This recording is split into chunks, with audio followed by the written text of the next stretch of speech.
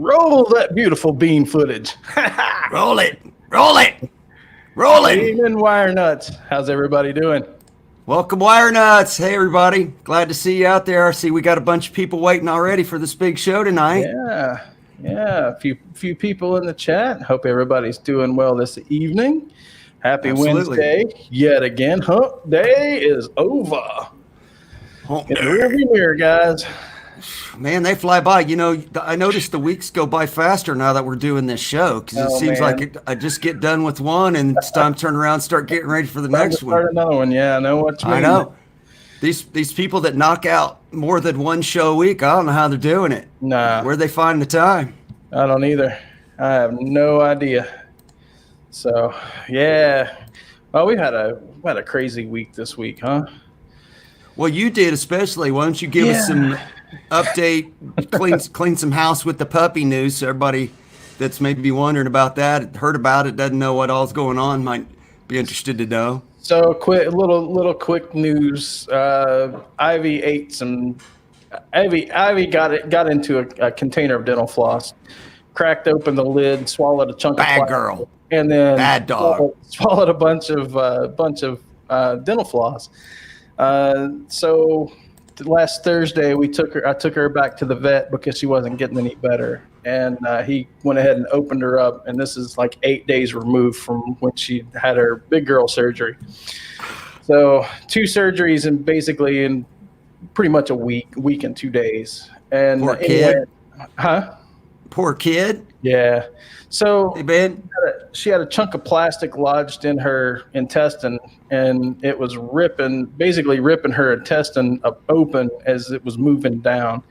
And it had gotten close to her pancreas, and it was agitating her pancreas. And so anyway, they opened her up and they got all that stuff out and they closed her up, and she was basically in puppy ICU until Sunday. We brought her home on Sunday, and that was free, right? That was free. No, not even close. You mean they don't have free puppy health care in Arizona? No. You guys don't have that yet down there? No. So, but she's doing well. She's every day she's just getting more and more puppy like. So she's doing well. Yeah. So I appreciate everybody with the well wishes and the thoughts and whatnot. Good vibes coming our way. So we appreciate it. Too soon, Dan. Too soon, Dan. You nailed it, brother. So other than that, yeah, I mean it's been a crazy week, man. See, you didn't buy the puppy insurance. Let's see what happens. That's true, Paramutant. Should have went with the puppy insurance. Live and you learn, right? Right. So, but anything else? Anything else you need to tell us about? We should probably mention the merch we're not wearing tonight. You're not wearing, yeah. You're rocking the 100K shirt, and I'm flying the bat signal. Yeah, you're flying the back. So I can't even talk. I haven't even. Phil's not even here yet. He'll show up later and go, "Oh my God, it's the bat signal." But he's probably taking a nap if he's smart. Yeah, it's 2:00 in the morning at Phil's house. So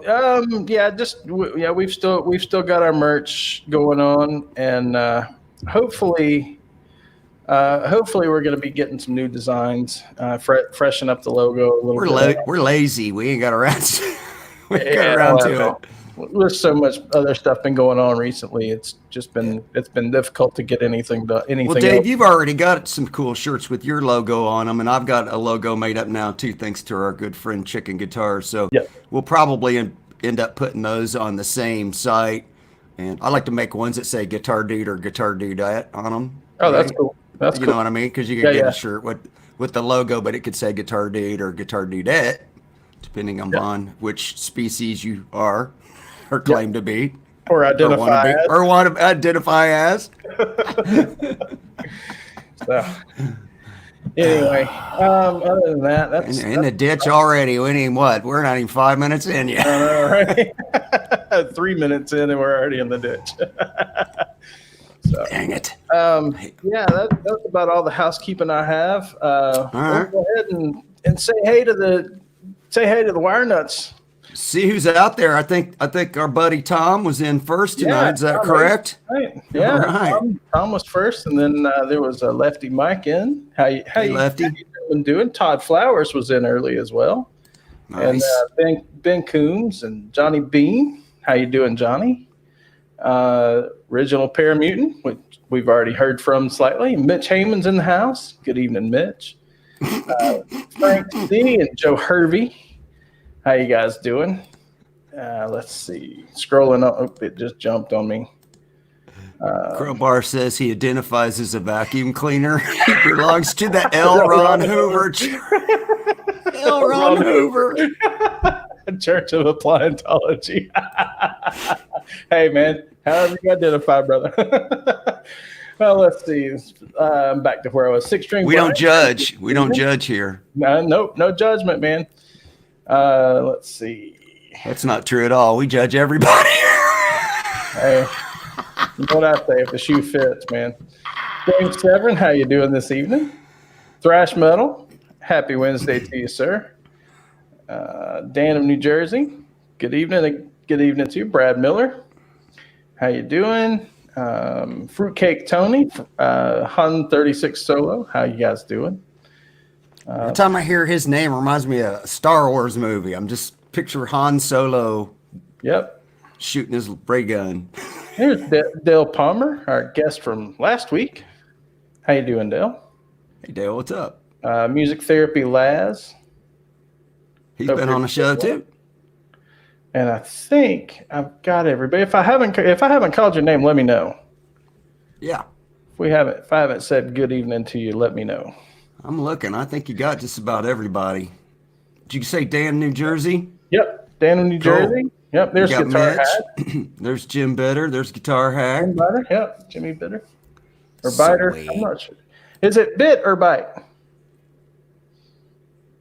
I don't know. I don't want to. I'd say Bitter, but I'm just guessing. Got a 50-50 chance at it. Yeah. It's like, it's not quite, it's a little bit better than putting a chip on red or black. Bite. Jimmy Biter. Okay. There you go. Biter. Jimmy Okay. Biter. Thank you. Thank you, Jimmy. Now we know. You're having a good night. And there's JJ. Well, hey man, you want to bring this guest out for us? Speaking of JJ, just showed up in the chat. Speaking of JJ, what? Or wherever the chat is for you guys, whether it's there or there. I think it's probably there. For me, it's that way, but yeah, for me, it's that way because my chat window's on that side of my screen. All right. Anyway, no, there's Zach Thong and hey Zach and Krell Bar and James and Spencer. Everybody's joining in. Yeah, everybody's coming in. So Gary, hey Gary. Go ahead and bring our guest in. It's JJ's House of Jams. Yeah. Hey. What up? JJ's, you're ready for like St. Patrick's Day already. We ain't even made it to February yet. You're rocking the green. There you go. Yeah, that's what I'm talking about. That's right. What's going on, brother? Dude, still in a blur and recovery mode from NAMM, and anyone who went there is probably feeling the same as me. I getting back to reality in life is very difficult. Have you? Are you back to where you know which day it is without having to check the calendar? Because I don't know that far anyway. So I'm not a day person. So no, not really. I'm lost, dude. It's Wednesday, JJ. It's Wednesday. Hey, man. I know it's Wednesday. Thank you for jumping in, and thank you for having me on LifeWise. Yeah, absolutely, man. He's even got the green solo cup, Dave. He's totally he's rocking the Irish tonight. There you go. Look at the Irish. There we go. Sweet. Well, how you doing, man? The thing about that is I'm Scottish and French, but who gives a shit? That's right. I'm Scottish too, and French, both, kind of both actually. So hey, yeah, there's our buddy Visual Guy. Hey, what's up, dude? He's gonna be on a couple weeks. Yeah. Zach Thong. Rock on, brother. Yep, Johnny Bean. Hey, oh, Johnny's still sick. You got the Namthrax, Johnny. Sorry to hear that. Dude, people went down hard with that, man. People went down hard. I got like a 24-hour something going on, but I don't think it was Namthrax. I think it was just too much of everything. The only problem I had at Summer Nam was I just lost my voice, but that was just from talking too much for 3 days and smoking too many cigars with Guitar Hack 3 a.m. Too much? What? No. But I didn't get sick. But I did hear Tone King say that everywhere he went at Winter Nam this year, he had the hand sanitizer. Smart. Him and Phil McKnight were like kind of like just bathing in it, and they were just hand sanitizing it up. Yeah, it was killer. I don't blame him, man. Who wants to come home sick, right? It's bad enough to be wiped out and tired and not know what day it is for 2 or 3 days. Well, man, not to bring it up, but especially what's going on in China right now and that downstairs. Oh, you got a couple, 2 or 3 cases of that in California out there, don't you? There's one in Maricopa. An airplane load of people coming in. So, I mean, man, hopefully all that just turns out and pans out to be nothing like previous things that have happened, but pretty scary. So. Yeah, we're talking Brian, about we got one you got one in Arizona. There's the closest one to me is in Chicago. That's somebody got off a plane, right? Well, we had all this with the Ebola, you know. I mean, everyone knows what's going on. Well, they had the SARS in China a few years ago, and way more people passed away from that in China than this so far. So hopefully they'll get a handle on it. But yeah, man, crazy times, dude. Yeah. Yeah, pandemic could be bad, man. Too much time in the basement. I'm telling you that. Ben, you were down there a lot. That's kind of the nice thing. I live in the woods. There ain't a whole lot of people around, so if everybody in the city's sick, just don't go to the city. Just don't go to the city. So what are you gonna do? Well, hey man, we do this thing on our show called the guest Q&A. So you told us earlier in the green room you didn't study for the test, but that's okay because we get more authentic answers that way, I think. So we've got some questions for you. We've got some of the standard questions I'm sure you've heard, and we've got some other questions for you too. So we'll start off with the obvious one if you're ready. You ready to go? Rock and roll, mate. Let's do this. All right. Well, obviously you got a lot of guitars, but we'd like to know when you first started playing guitar. And who was your inspiration to pick up the guitar and give it a try? Inspiration was my dad. He was a guitar playing musician. He played pedal steel guitar, country, and Hawaiian steel guitar. And he was an all-round musician. And he got me started probably when I was around 6 or 7. He put a guitar in my hand. Oh, nice. Yeah, so very young. So you've been playing 40 years then. So he played the Hawaiian. The rest. He was like, yes, 40 years. Exactly. No, I've been playing a long time. It's really 39, but technically. Moments where you're not playing as much. But as a kid, my dad started me off, but it's like my kid with drums. When you're that age, you ain't really feeling it. You're forced to do it. And my dad really did force it on me, and he used to make me all finger style patterns and finger picking and classical style. And he'd make me sit down for an hour and do it every day, from a very early age. And then as you get older, you kind of change. And I saw my friends with guitars and, I wanted to play more of the stuff they were doing. It was very folky kind of stuff. We'd have folk bands come to the middle schools and stuff, and we'd watch the folk bands and GC&D and all that. And, love John Denver and all the old, Cat Stevens, all the early kind of like, acoustic stuff. And I kind of started with all that before I kind of hit the rock and roll with electric, Those kind of guys dominated the airwaves when we were younger guys. But all those guys young, the acoustic guitar, I was really, first few years was all acoustic and, Neil Young. AM radio that was all over AM radio, man. Yeah. So JJ, you said like the Hawaiian style. So that's like the square neck resonators, right? No, he used to play Hawaiian lap steel. Lap steel. Pedal steel guitar, full on pedal steel guitar. Okay. Yeah, he was full on. I mean, like we do our YouTube thing and like all the kind of like the guitar forums before that. My dad was very involved with like country music and Hawaiian lap steel back in the 60s and 70s and 80s. And very involved with all these forums. He was kind of like, he passed. Oh, we lost him for a second. He'll pop back on. He froze up on us. Either that or he hit the wrong button. No, I think he just froze up. There he is. You froze up for a second there, JJ, but you're back. Yeah, I'm back. Yeah, so I mean, he was Hawaiian, full-on Hawaiian pedal steel. Okay. And JJ, where was this already in the States, or was this in the UK when your dad was big into the country thing and handing you a guitar when you were 6? I was an army brat. I was actually born in Malaysia. Oh, okay. I didn't move to the UK till I was about 12 years old. Oh, wow. Was your dad was in the British Army? All these kind of obscure countries. I lived in Nepal for a while. I was in Germany, Hong Kong, all these, So I was an army brat. Was your dad in the British military? Army bands and things like that, and so he was my inspiration to play guitar. That was the absolute start, and then getting into school and seeing all the other kids playing guitar, and it was just I never did music, class or anything like that. I was having too much fun, But was your dad in the British military? Yeah. Okay. So you were born overseas and then you moved to England. When did you come to the United States? I came in the late 70s on like summer holidays, and I was a surfer back then, a young surfer as well. Right. And it was California. We'd kind of go up and down the coast, and the place blew my mind. Right. And I came back by myself in 84. Yeah, rucksack. So when you were a youngster, family vacations, you guys went to California. You're like, oh man, I like it here, right? Well, yeah, you move. I lived in like hot climates all my life, then moved to England as a. It's great and cold. And it's freaking freezing and raining and foggy and everything that everyone knows about England.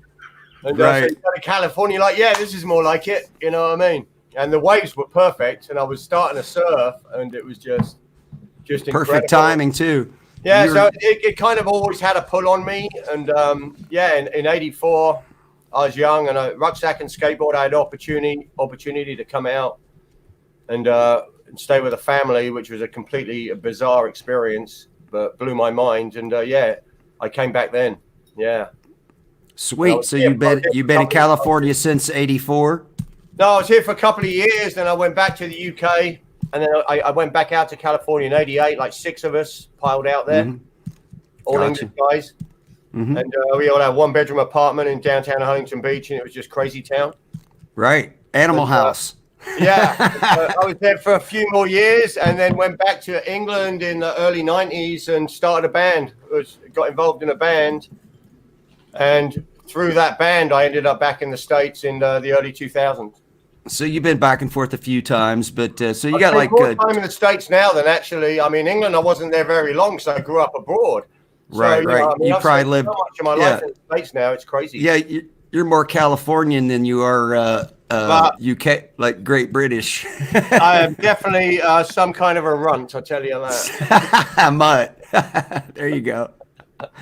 Well, most not everybody, but most Americans, at least my ancestors. I don't know about Dave's. Mine are all from the UK, from somewhere, one of the islands. Yeah, you know what? I feel I'm Californian. I've been here a long time. I fit in well, and when I go back to England, people think I'm weird. Yeah, we started coming over on the Mayflower. It's been a steady stream ever since, right? Yeah, totally. Scott, Welsh, and German. Right. There you go. Scott, Welsh, and German. There you go. I'm Scott and Welsh, or I'm Scott and Welsh too. Language, I tell you. Yeah. Oh my goodness. All right. Well, let me ask you this next question. It's guitar related. By the way, Brian, we've been on a chat before. I will ramble on, so these questions could take a while. Oh, dude, between you and me, we'll be here all night. Frick yeah. Dave's like, I can't get a word in edgewise. So let me ask you this guitar related question. What was your first guitar? Not included in it could be the one. What the guitar your dad gave you when you were 6? was that technically your guitar, or what was your first guitar? They were all his. He had various classical guitars and folk guitars, and he had dobros. He had all kinds of different stuff. And Dave's got one of those. Learned on classical, and then my first actual official guitar was a classical, and it's been haunting me for 2 or 3 years now what that guitar was. I had it for years, and it was just a classical. It was a classical guitar bought out of Min's Music in Brighton, England, and I can't for the life of me remember the brand. It would have been a Japanese brand back in the day, some obscure brand. It'll come to me at some point in life. Is it Brighton where Anderton's is at? Anderton's, yeah, not far. Guildford is where Anderton's. Oh, they're in Guildford. That's right. Oh, I've been to Anderton's many times back in the day when the dad ran the place. I actually traded my Ibanez blue floral gem there for 1996 Les Paul at Anderton's. Cool. That's not a bad trade. I mean, the gem's probably worth a lot more today. But that guitar in the condition it was in today would be worth like $4,000. You know what I mean? Right. 96 studio, which I rocked that studio, but I wish we always, and you're going to ask me later about the one that got away. So I've already answered the freaking question. There you go. The gem. Well, yeah. Well, I was going to ask you if you still had the first guitar, but obviously you don't. No, that one, and I was going to carry on that story. That stayed in my life for a long time, and I beat that thing up. I traveled the world with it, surf trips, freaking all through Europe. I mean, and it was so dinged up, and I'd scratched all these carvings all in it. And when I went away, when you leave your parents one day and you're actually out the freaking house and they sell all your shit? Right. Or throw it out in the trash. That freaking guitar, it went to my nephew, actually. That's where that one went. 2 of my guitars went to nephews. And you can't go to your nephew and go, hey, give me that back. Oh, my damn guitar back. Hey, whoa, I didn't give you that. Then, oh, grandma gave me that, whatever. But wasn't my idea. That one again. But that was my first with the classical. So I loved classical, and it was funny because having that classical, I really wanted to play electric. So I started putting electric guitar strings on the classical. Oh, yeah. Lighter gauge strings to electric guitar strings on a classical. On a classical guitar. That was like set. My dad, he went abroad. He ended up working in Saudi Arabia for many years after the army. And so it was just me, my mum, and my sisters. So then I was left to myself with my music. You know what I mean? Right. And, so I had a classical with electric guitar strings on it. And that's some kind of sacrilege? Isn't there a law against that? There's got to be some kind of law against that. And that's from hilarious. from that guitar, I moved to the first generation Squiers that came out of Japan. Oh, okay. Well, those were good. Which were cheap as hell when they first arrived in the UK. Right, but made in Japan. They didn't send. There was that huge argument about them because they were Japanese, which ended up being the most incredible guitars ever made. And just like the stereos and everything else they were making. First electric, that Japanese Squier, which I butchered by putting the frets out because my buddy had an Ibanez, and I wanted full frets in it. So you wanted jumbos and you yanked them out. Yeah, I went to Tiger Music, bought a roll of fret wire. Thought you were going to do a fret job on it. Dude, the guitar never played again. I ended up trading that in for something. I can't even remember. Oh, no. Hey, Metalhead Hippie, what's up, dude? Everybody next week, Metalhead Hippie's our guest. Okay. He's been going live a lot, everybody. Pull up Metalhead. If you click the 3 little dots next to whoever's in the chat's name and go to their channel and sub to him. If you're not already subbed to Metalhead, he's getting the live thing down. Yep. Here, try again. Something happened there. Oh, it's good now. Cool. Well, let's move on. Let me ask you this. So we talked about your dad. We talked about how you started kind of with acoustic, and then you put your electric strings on your classical guitar. Where'd you get your first electric guitar? That was that Squier. I bought that Squier. Oh, the Squier. Okay, so when you got the Squier now, so you're getting into electric. So what kind of guitar players were you looking up to or trying to emulate, or what kind of music were you into at that point? Then I was starting to the first thing comes to my head is Hendrix. Yeah. I was really blown away with the Woodstock movie. Were you still in Great Britain at this time? Yeah. Okay, so Hendrix is blowing up over there because he blew up over there. This is the late 70s, man. Yeah, so he's blowing up big. Oh, late 70s. He's already blown up over there. Yeah, the Woodstock movie. I'm really into the Woodstock movie. I'm still a freaking kid, you know what I mean? But I'm into all this freaking acoustic shit, and I got the Woodstock double album. Right. And I used to listen to that all the time. I was really into Hendrix. I was really into Floyd. I was really into, Zeppelin. I mean, coming from Britain, it's all the bands, you know. Mm-hmm. Stones, love the Stones, but I wasn't a freaking mega Stones guy. I'm not a Me Beatles either. guy. What about the Who? You like the love Who? the Who. I saw them twice on the Quadrophenia. Bunked in both nights, straight through the fucking security. Me and my boys. There you go. 2 nights in a row, Quadrophenia tour. It was fucking. So you're more of a Who guy than a Stones guy? Yeah, absolutely. Yeah, Pinball Wizard, dude. Brighton, you know. Right. Saw a lot of that movie being made. If you had to pick 3 all-time favorite guitar players, who would you pick? Can you narrow it down to 3? Doesn't have to be in any particular order. Jerry Cantrell, Alice in Chains, #1 for me. He's just like my freaking guitar. You know, even though I was inspired by previous guitarists, he is. Yeah, but he's pretty amazing. Yeah, he blows my mind. You know, he's just a god. And then, you know, under that, it's probably moving it like old school and Jimmy Page. There's just a fucking list that goes on forever. So that's, you know, Jimmy Page. Dude, they all blow my mind. Dimebag, fucking rock on. You know what I mean? Dimebag invented a thing. Too many gods for me. But, I mean, Cantrell, Dimebag.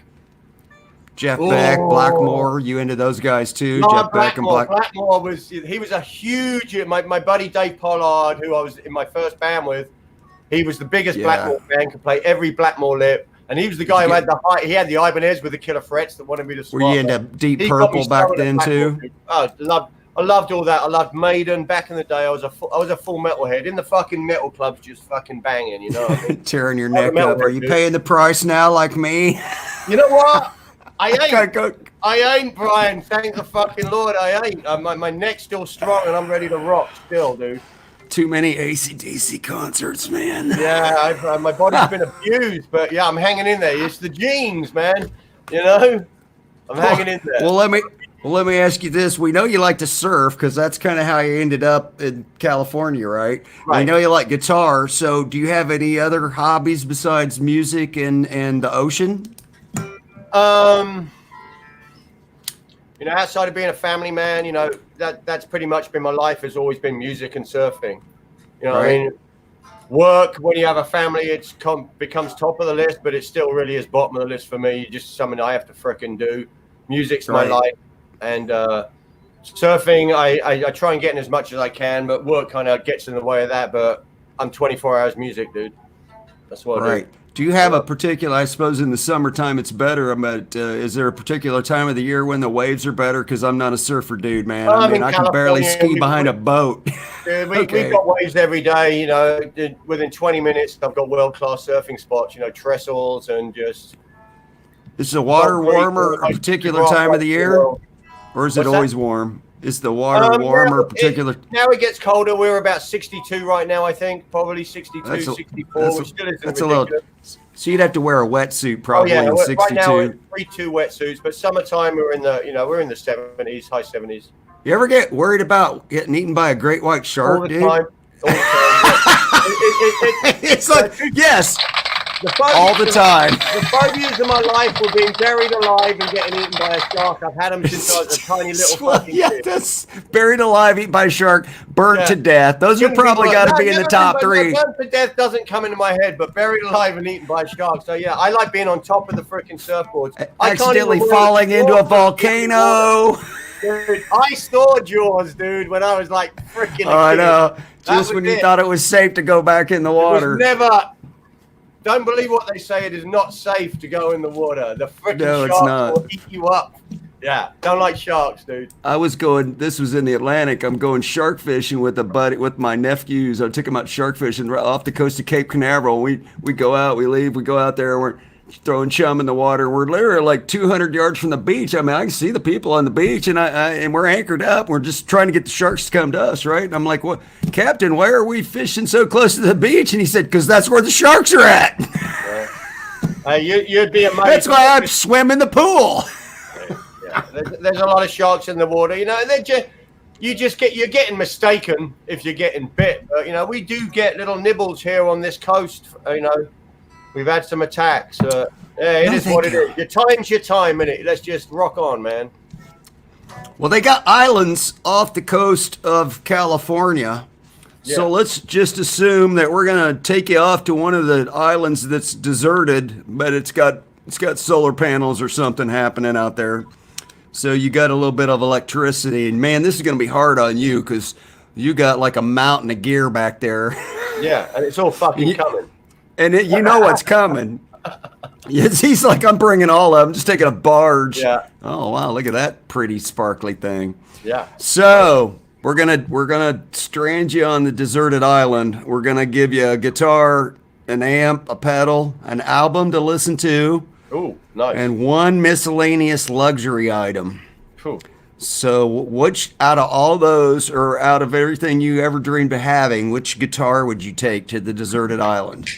I would take my Les Paul, my original Les Paul that I've had forever. There you go. Yeah. What year is it? 68. Oh, well, hell. Custom? Huh? 68 custom? 68 custom, Black Beauty. Oh, sweet. Yeah, but I take all anything original? All What's original, pretty much? Is it pretty much all original? It's all original, yeah. It's completely original. Oh, yeah. hell yeah. I got that in like 85. Dude, I'd put that in the bank vault before I went to the island and take something else. It wasn't that old. It wasn't that old when I got it. No, they were like back then. They were like $500 guitars. It's freaking All crazy. day long. It's crazy. Oh God, it's Now got to they're be like worth 10,000 because it's a 68. That's the first year of reissue of the Les Paul. In case you guys don't know, and it is significant because McCarty was still at Gibson at that time. So Dale says deserted islands yeah, are overrated. You'll have to choose what you can take. I mean, if it had a Guitar Center in the middle of it, Dale, it wouldn't be deserted. right. All right, so we're taking the Les Paul. What are you going to take for an amp? You got a Mesa back there. You got a Diesel back there. You got an EVH back there. What else? What other things you got hiding in the corner? You got some gain happening back there, brother. Do I have a Helix? Am I allowed to take a Helix? Yeah, you could take that as your pedal thoa and run it into the power section on ahead. I'll take the man. Well, the Helix is going, so got all the amps. Then I would probably, any of them amps behind me. I've played many amps. EVH is a sick amp. Let's Idini, Mini, Mioni, any of them. EVH, take the EVH because it's a freaking beast. Which Mesa is that? Is that the double? That's a triple crown. Is that the triple rectifier? Triple crown. Oh, triple crown. Yeah. It's a sick amp. Yeah. I got a Mesa dealer down the road here. There's not many Mesa dealers around. It's nice to have one. I can't afford them though, but they're help me I can out. still go down there and play them. The triple crown is the lower. It's not the really high gain, right? That's the triple. Oh, red. it's absolute high gain. It's the red channel on the triple crown is what they say was the highest gain they've ever put into an amp. So it's made for like lower tunings and gens and things like that. Okay. It's the face melter gain.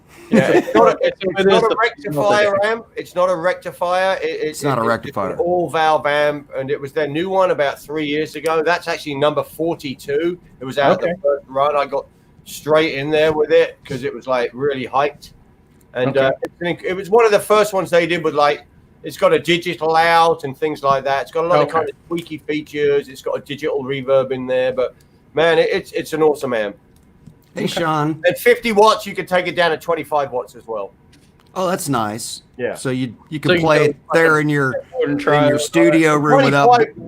25 watts is still freaking loud. It enables you to crank that master a bit more to get some power tube saturation. Right. Hey, Janice, we got some more people joining in the show. Rock on, Janice. See y'all tonight.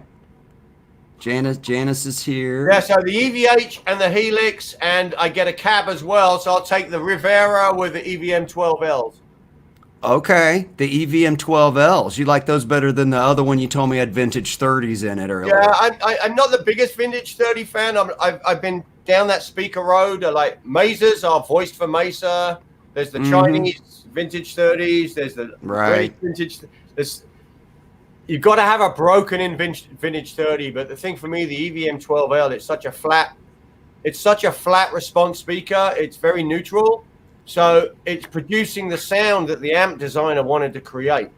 And you're not getting you're not getting you're not getting any coloring. Too bright or too low or too many mids from the speaker voicing. Too much. But a vintage 30 is an incredible speaker. So ideally in the real world, you'll have a stereo set up with a blend of speakers. Yeah, absolutely. Like a wet, dried, wet type deal or something, right? Yeah, different tones coming through. Stereo cabs with different speakers have a blend. All right, so you went Les Paul, you went EVH, you went Rivera cab, and a Helix. We're taking the Helix for our pedal. Now you got to pick. Now you got to pick. Too, we both do. I have the LT. Guys here, so we know what's up.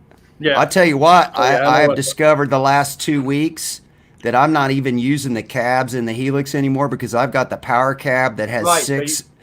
And when I'm playing through one of those speakers emulations, it sounds way more like an amp in the room than it does mic'd up cabinets. Made that. Absolutely. I know, man. And I'm falling in love with the Creamback, which is on there because I have a vintage 30. I have a what's the other one? Creamback, and then there's a Eminence. There's a Bluebell. What is that? And there's a what's the other one?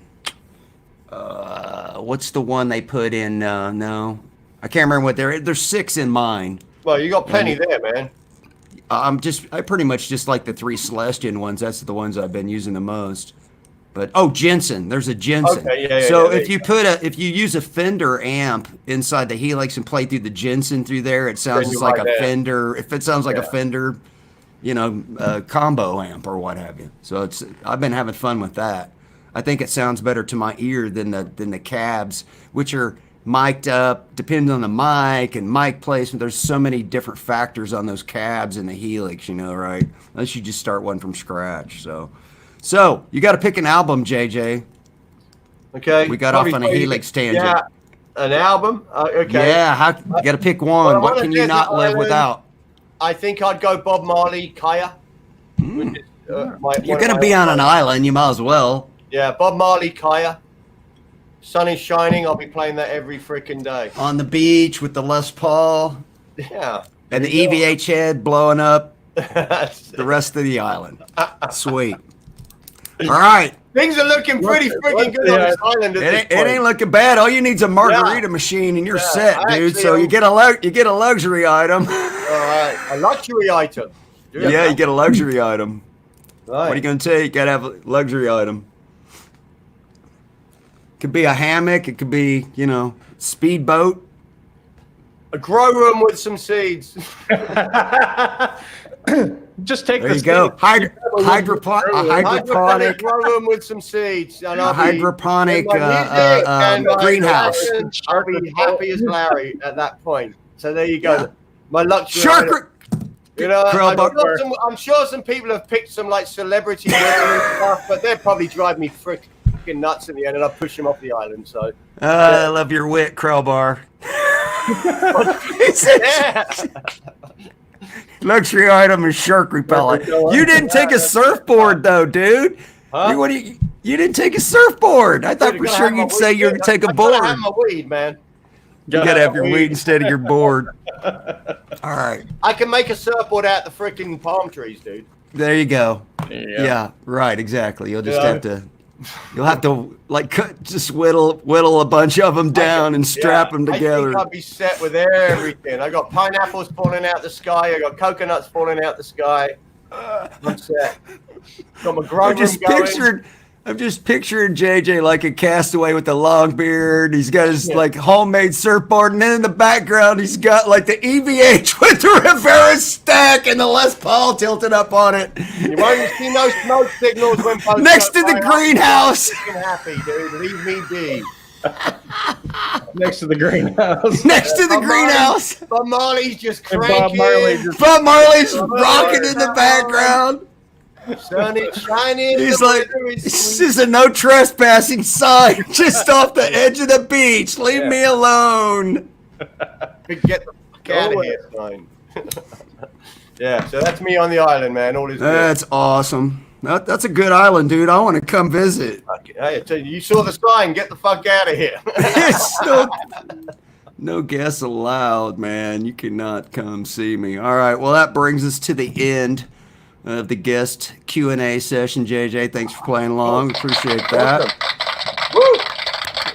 You made it through. You survived. But you let me out the cage. I got through that. I'm set. You're set now. It's all downhill from now. Hopefully everybody in the chat got to know you a little bit better, found out a little bit about your history and everything and all that kind of good stuff. So we're going to move on to the next segment. Normally, this is where Dave does Dr. Dave's tips and tricks, but as we talked about earlier, Dr. Dave's been at the Dr. Vet for pretty much the last week.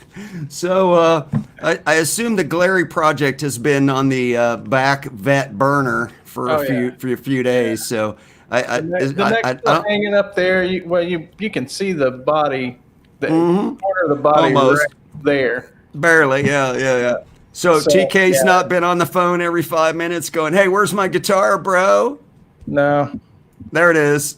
Oh, there. I see it's still stripped down. Yeah, still stripped down. But we'll be getting some TK Glary project updates here, I assume, in the next few weeks at some point.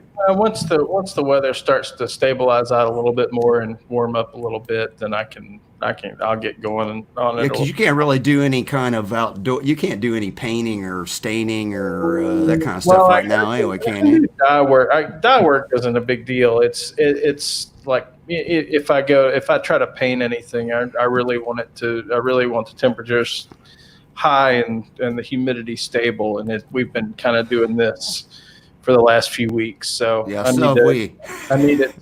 just need it to do this, keep trending this way, and once that happens, then we're all good. Well, so in lieu of any Dr. Dave's tips and tricks tonight, we're going to move on to our next segment, which is not that one, it's this one. And tonight we're going to have a little bit of these go to 11, and I will solo layout myself, and I'm just going to quickie show you this really cool guitar that I got from Japan. My first foray into ordering a guitar from Japan, and if it looks somewhat familiar shape and color combination, that would be on purpose. So this is an Edwards Les Paul Custom, also known as an LPC, and Edwards is a ESP Japan brand that is only made for the Japanese market. They make the ESP Japanese guitars, they make Navigator, and then the next one down is called the Edwards. So they make a black and white custom. They also make one that's got like a chrome pick guard. This one's 13 years old. The newer ones have all Seymour Duncan pickups in them. This supposedly has hand-wired ESP custom shop pickups in it. Sounds like JB's though to me. They're kind of, they basically just sound like a Seymour Duncan JB or what have you. But yeah, I really love it. So ebony board. The only thing it really doesn't have is nibs. Otherwise, you would never know that it wasn't. It's got long tenon, everything. 7-ply binding on the front, 5 on the back. It's just not overly heavy, but not too light. It's pretty much a 1-for-1 copy. Yeah, it's as close as you can get, and that's why they don't sell them in the States. Now, you can get them on Reverb. Brand new one. I think the cheapest brand new one I've seen was $1,230 for this particular model. And for whatever reason, mine didn't come with the pick guard, but I'm okay with that because I don't like the hole. Like, I'd rather have the pick guard off and decide if I want to drill holes in my guitar. And I know that they come with them on now. So yeah, real ebony board, real everything. A Goto hardware, Goto tuners, Goto bridge and tailpiece, ESP hand wired, everything. So I'll have a video. ABR1, by the way, like the real deal ABR1. You can see. I'll tell you how to figure that out. If you see, the bridge itself is screwed directly into the body. There's no inserts, right? It's just screwed directly in. That means that's an ABR. That's basically an ABR1. So if you know how Gibson's been saying an ABR1 nowadays, put this light on, give you some better light of it. They have inserts in the studs for the bridge, for the actual bridge itself. But an ABR1 is a little bit narrower than a Nashville. It looks a little bit different. I'll be happy to. Anybody wants to know what the difference is, how to pick up the difference, I can show you. Binding on the headstock. Yep. Really clean, no dings. It's a 2007, which you can tell by the 07, ED07. ELPC, which obviously Les Paul custom in code. Like, who are they fooling? Right.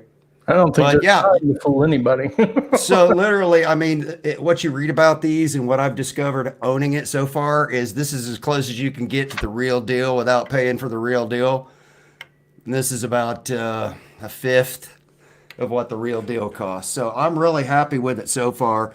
I was thinking about getting some of our buddy Guitar Bazaar's pickups. He's got some aged gold, like of his PNAFs, but these pickups sound really, really good. I'm actually really enjoying the neck pickup, and I'm not even really a neck pickup guy, but it sounds so great.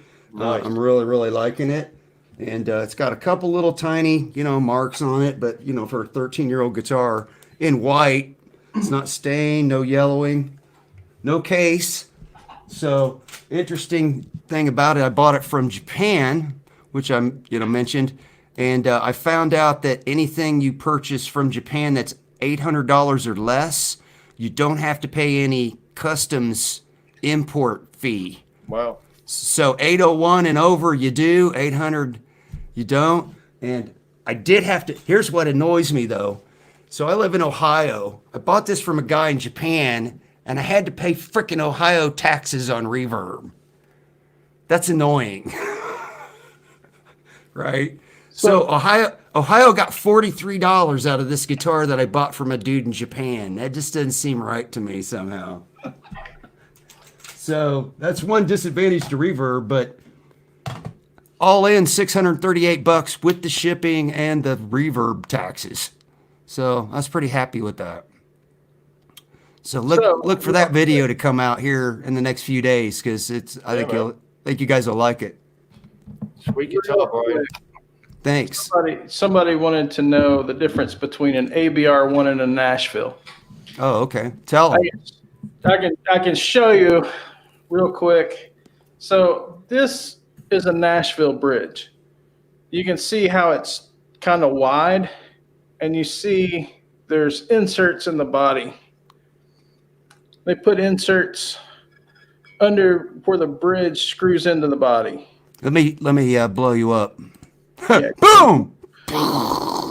You can see you're blown up. Yeah, I'm blown up.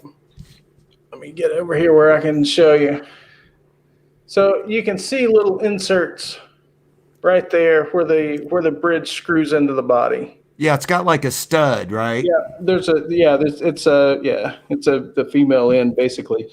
But that's a Nashville bridge. That's what she said.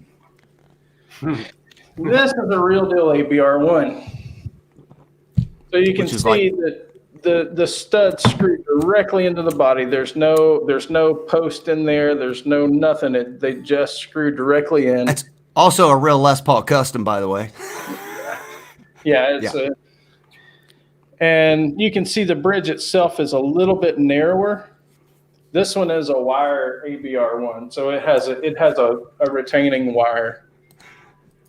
Some guys don't like that. I don't really care. Bobby, I don't disagree. I've sent some things to my buddies in Canada, and the shipping bent me over. Yeah, but that is a real ABR1 there. And JJ's 68. Oh, this is a 74. JJ 68. Yeah, I was like, that's freaking. I didn't know you had a 74. That's sick. Yeah. Yeah, he's got a 74. Dude, that's sick. You got a blackout, I was looking at Janice. that bridge going, that's as beat up as mine, man. Yeah. Janice said that she got a blackout when I was talking about Japan. Yeah, so I have So you're going to keep me up for a second. I'll show you. This is what the new ABRs look like. So this is on my traditional. So you can see the studs underneath the bridge, but you see it's a narrow ABR1 versus the. You guys still there? Yeah, we're still here. Okay. We're just listening to you. Yeah. Okay. So normally you'd be, but no. So this is the current ABR. Nobody say anything. Dave will think he's on his own. So this is the current ABR one that Gibson's doing, where they're calling it an ABR one. It's not a true ABR one because it doesn't. True ABR one does not have inserts for the studs. Right. Janice says we keep blinking out every time I say Japan. I think that's just Godzilla stepping on the like cable wires or something. He's stomping on the Wi-Fi or something. I don't know. Sure. All right, you can go ahead. Go Godzilla. Cool. Nice. All right. So hey, we did get a Dr. Dave's tips and tricks in a way, kinda. Yeah, there you go. Kinda. How to tell an ABR one from a Nashville. To me, be honest with you, I was like, of course, my Les Paul custom shop has the same setup, but I mean, when you just look at it and it's two strings out there, you're like, man, that's a lot of tension on those two things. You'd think they'd bend and move, but they don't. Nope. God, man. So I'll tell you what's really great about the thing is the nut is really nice. I don't know if it's real bone. It feels like real bone, and it's got the Goto tuners on it, so it stays in tune. Fantastic. Put new strings on it. It does have some fret damage, but it hasn't been a issue. It looks like the guitar's fallen over on the strings and the strings dented the frets. It's not really wear, it's like little dents that you can visually see, but it doesn't seem to affect the playability. So right now I'm just going to roll with it. I'm not going to get frets changed out until I have to. So there you go. So you're liking it so far. Oh, yeah, no, the setup was horrible when I got it. It was so low. I mean, the strings were actually laying on the fret, so that may be one reason I've got that. That's why. damage Yeah, that's there. what it was. That's what's marked the fret. Yeah, From sitting yeah, in and storage I don't think today. I mean, it's a 13-year-old guitar, but you could see the condition. I don't think it obviously been played much, and I think Right. you're right. I think somebody probably stuck it in a case or something, and it just laid. And every time it moved around, it just continued to dig in. Or even a reaction of some sort. Yeah. But when I'm playing it, it doesn't seem to, I'm not getting any buzz or problems. So I'm just going to roll with it. Might it. just be a marring you could polish out, you know. I polished the crap out of them, and I was telling Dave, I said, you can see, it's more like you can see the little dent more than you can feel it with your finger. It's not real deep. Yeah. So I don't think it's going to be a problem for a while anyway. You could level that out pretty easy. Probably if I wanted to go to the trouble. Yeah. It's really not that big of a deal, but As long as it plays okay, I'm not going to worry about it. So. as long as it's not fretting out anywhere, you should be okay. It was until I got it set up, but I've gotten better at that. Oh, I was trying to hit the other one. For some reason, my there it is. The StreamYard comments are always a second or two behind. He said, Visual Guy says the Edward guitars are arguably best bang for the buck of the LP variants, and that's because they're made in the ESP shop, the same ESP custom shop in Japan that makes those $4,000 ESP guitars, right? There's another argument on that too, Visual Guy, Jacob. And I'm actually going to get to try one out tomorrow. It's the FGN, which Well, we're going to see one of those later in the show too. They're in the same league, I think, so the FGN is Fujijin, basically stands for Fujijin, which is the big factory in Japan, and they make we'll circle back around to that later on. And we'll notice the main difference between the two, and I think it's really the only visual difference is they don't copy the Gibson headstock exactly like and Edwards does. They changed the horn on the cutaway side. So technically, they could sell them in the United States and not be in trouble. So that's why you don't get a brand new Edwards unless you buy it on Reverb from somebody that's either brought it in themselves, Japan, or you're buying it from Japan or South Korea or someplace like that where somebody has got one. Right? Yeah. So, all right, we better move on. That was a very long. These go to 11, but there will be a video. I'm really enjoying it. So I love the way it sounds. It sounds different than my other two Les Pauls, which is cool. You don't need another one if it sounds exactly the same, right? Sure you do. So now we will. Sure you do. He's like, what are you talking about? Of course you do. You need 7 of them. All right.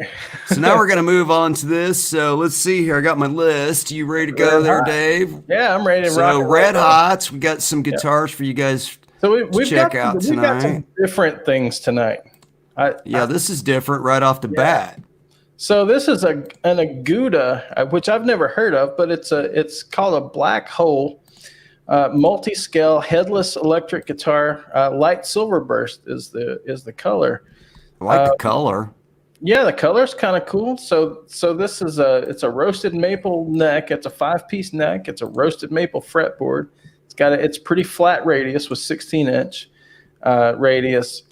It's a slim neck, 24 fret jumbo frets, and it's a multi-scale, 25.5 to 26.5.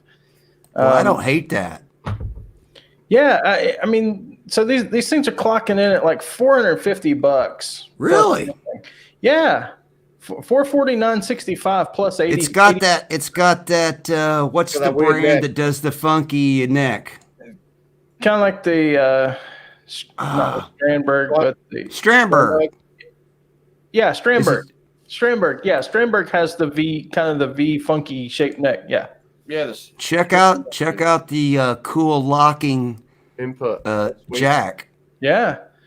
I mean, this thing's pretty feature packed for sub $500. What are these pickups? Obviously, they look like EMGs. They're AMP bridge and they're AMP pickups, I guess.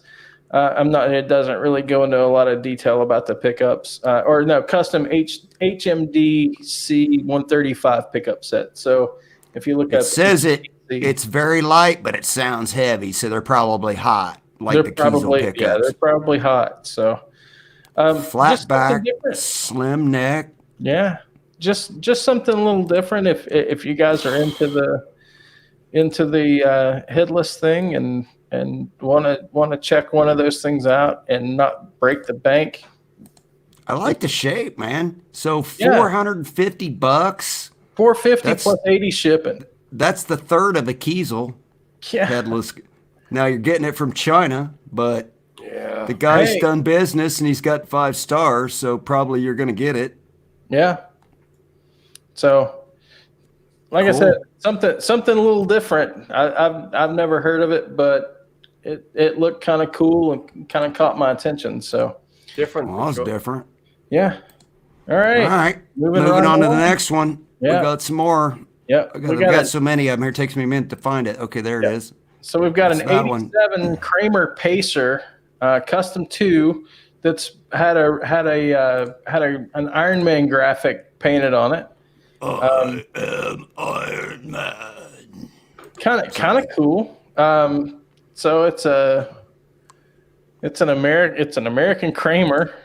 Oh, nice. At least the neck is an American Kramer neck. We don't know about the body, but it's American Kramer neck. It's for sub $500. I mean, Schaller tuners on there. Yep, Schaller tuners. This one's in Kansas. He says it's the original stock pickup set. The pots and input jacks are all original. It's an original Floyd on it, super clean, and the arm is included. Frets were recently crowned and leveled and crowned. I like the color. Like magenta. Yeah, kind of like a deep red magenta on the back with the custom spray paint on the front. It's kind of patina a little bit. These things were like bright candy apple red back in the day. So obviously it didn't come from the factory with the iron. Somebody's airbrushed it, but it looks like they did a pretty good job on it. Yeah, they did a pretty good job on it, and it's also been urethaned over. So you won't That wear bridge that. looks a lot like the JT6 bridge that I had on my Kramer. He says it's an original Floyd. If you look, it says Floyd Rose, so it's an OFR. Well, mine said Mine said licensed by Floyd, but it was a this is an Jackson OFR. bridge. But it was OFR, a Jackson bridge on a Kramer guitar, right? Right. No, this is an OFR. This is not it's an original Floyd Rose. This is a German-made Floyd. There you go. That's what you want. So, I mean, just the Floyd itself is like $200. Yeah, no kidding. So, I mean, that's almost half the price of the guitar there. But the original Plus that case was probably $85 at least. Yeah. So brand new. Some of the part. I mean, this is a cool guitar, man. So $480. He wants 100 shipping, which is a little high on that guitar, but you're still out the door for $580. He's taking an offer. Yep. And he's in the middle of America, so wherever you're at, shipping's. You know, you could probably get him down because it ain't going to cost him $100 to ship that guitar. Offer him $500 shipped. See him if he takes it. If you're an Iron Man guy, you pretty much got to have that one, I'm thinking. It's a cool guitar. It's a cool guitar. It was a little different. So, all right, anyway, let's see what we got up next here. Next on the list. Oh yeah, okay, this one's cool. I like the Banshees. Let's find the Banshee here. There she is. This is a 2015 Schecter Banshee Elite 6 in gloss natural from 2015. So this is a neck through, compound radius 12 to 16, jumbo stainless steel frets. Nice flame on that. Yeah, there's some pretty nice flame on that top. It has a set of Schecter supercharger pickups, Schecter lock-in tuners. Ships with Ernie Ball 10 to 46s. Guy says it's nearly perfect fret condition, which is, it is stainless. They are stainless. If they're stainless, they're probably gonna be there for a while. It is an ultra thin C neck, so you guys that like the super thin. It's got binding, and it's almost got like a inlay around the fretboard on the binding. That's pretty nice. There's a little chippage. Yep. Oh, the back's sweet. That looks sweet. There's your shreddy neck access it is area. neck through. So, and these are full-on volute. Those are USA pickups, by the way. Aren't they sweet, dude? Graphtec nut. Locking tuners got the big old giant volute, man. Yeah. And would you say that board is that ebony? Yes, it is an ebony board. Nice. Inlays are sweet too. This thing's sub $600 shipped. Yeah, so $539 with 55 shipping. So $595 out the door, and he's taking an offer, and he's in Washington State. Yep. Nice. Kind of a cool guitar. So I didn't see any damage except for that one little tiny doink right there, and that ain't even nothing that you'd even notice if you didn't point it out. No. Cool. You won't feel it when you're playing it. There's 4 offers on it. Yeah, somebody's gonna get it. It won't be too much longer because he already knocked it down. So it's on. He's got it on. He knocked the price down already, $60. How much further you want him to go, right?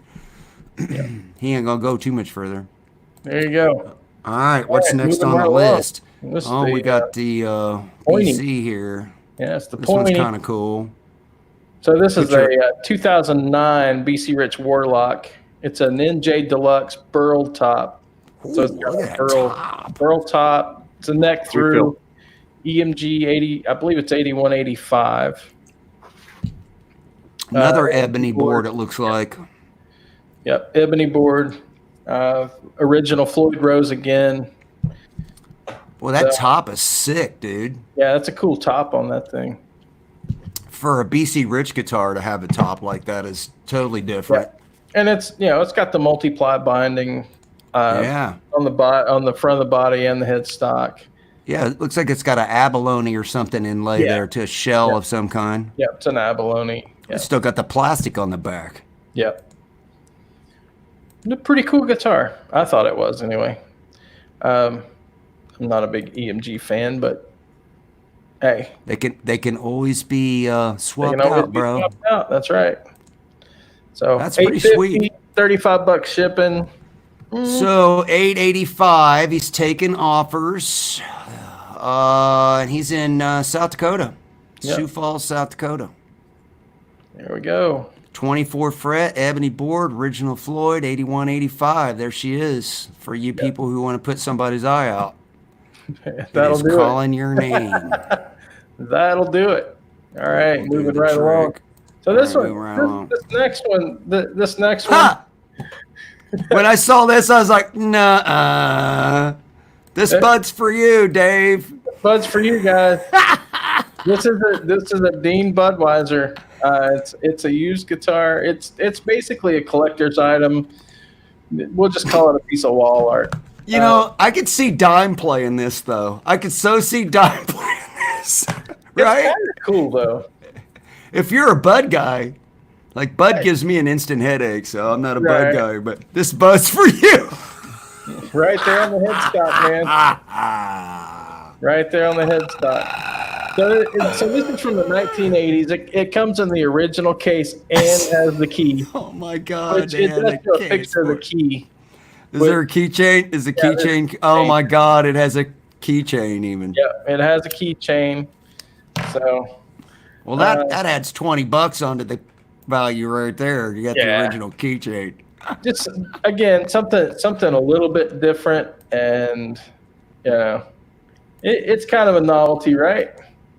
Hey man, you know what? There's somebody out there that's got Budweiser neon lights and Budweiser. Mm-hmm. They got a Budweiser man cave with a pool table with a Budweiser velvet cover on it, and he needs the Budweiser guitar to go on the wall. That's right. So $640 for some artwork, baby. Free shipping, man. Free shipping. He's in New Orleans. He's taking an offer. Mm-hmm. So if Bud's your thing, there you go. There it is. All right. There's your beverage guitar of choice. There you go. Right. Oh, hey, these are pretty nice guitars. These are underrated, very underrated brand here. Mm-hmm. So we have a Court. It's a Rocky neck through with brass hardware, 1980s guitar. I mean, it reeks of like late 70s more than it does 80s to me, but not sure about the shape. It looks kind of bulbous and I don't know. It looks like, cool, man. To me, it looks like a woman's butt. It's a little different. Like a big girl butt, but yeah, at least they're not going for anybody else's thing. They did their own thing. It's their own thing, and it is neck through, and I believe we got another ebony fretboard here. I mean, obviously there's some SG thing happening, but they we had to throw the little bit partial monkey grip thing in here. Right. And this side's an interesting piece of wood. We were talking about this earlier, Dave, when they don't match the two sides up. This is a perfect example of what... Right, I'm like, wait a minute. This piece of wood does not look like this came from the same tree. No, and it's not like on this one. It's not supposed to because it's a neck through, right? You see the full joint going all the way through the guitar.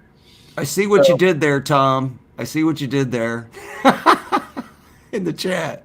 Hey, Alex. I see Alex. Hey, what's going on, buddy? I just noticed you out there. Hey, Wally. Bitter Blues dude too. Sorry, guys. Just noticed you. Oh, Waleed. Hey, buddy. What's going on, Waleed and Dwight? Sorry, didn't mean to interrupt. Go ahead, Dave. No, that's good. So it's got a brass nut, humbucker. It doesn't give a whole lot of information on it, on real specs, but it's ash. I mean, it looks extremely well made, doesn't it? Yeah, it does. So anyway, kind of cool. This was made. I'm pretty sure. Whoa. What's with the double? Is that so you can play it lefty or righty, or hang it whichever way you want, or what's this all about? What? Hold on. The double strap knobbage. So it looks like nipples. I'm just gonna go ahead and say it. Okay. So no, what it is you can. If it doesn't balance for you one way on a strap, you can drop it down to the lower, and you can. Is this not cleavage right here? This is cleavage. This I mean, I'm just. Dude, if that's cleavage, that's a weird cleavage, bro. Well, I've seen weird cleavage. Okay, that's like weirder than anything I've ever seen. Okay? Rocky. It's named a Rocky. Yep, it's called a Rocky. It's Court Rocky. So it's $636.65, $45 shipping, and it's in Fort Wayne, Indiana. Oh my God! I kind of like the inlays. That's different. They did something different. I'm not saying it's horrible. I'm just saying it's not for me. There you go. Hey. That's fair, right? So hey, not for every, all of these aren't for everybody. So Girl bar.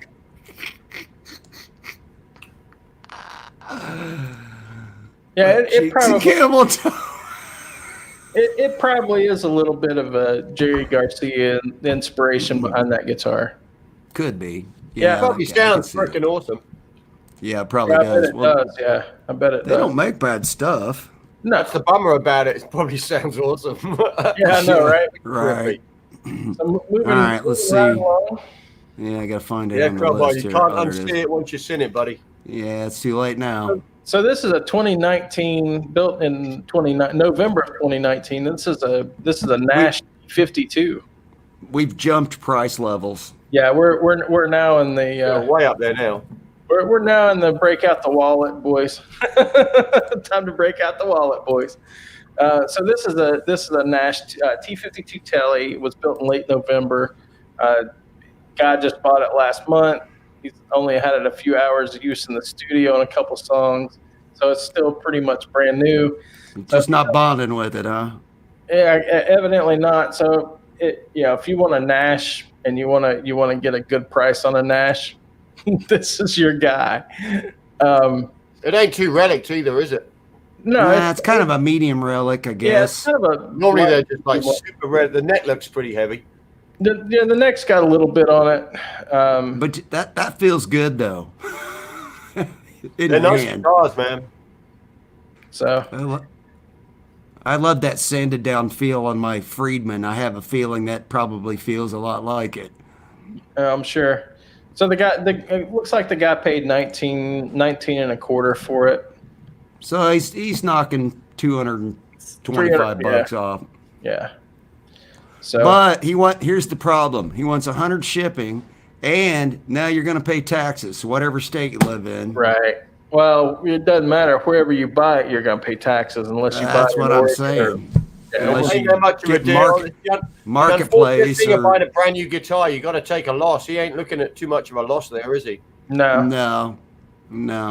He started off he started off right around brand new money. For all we know, he got a discount. That's more expensive than new, dude.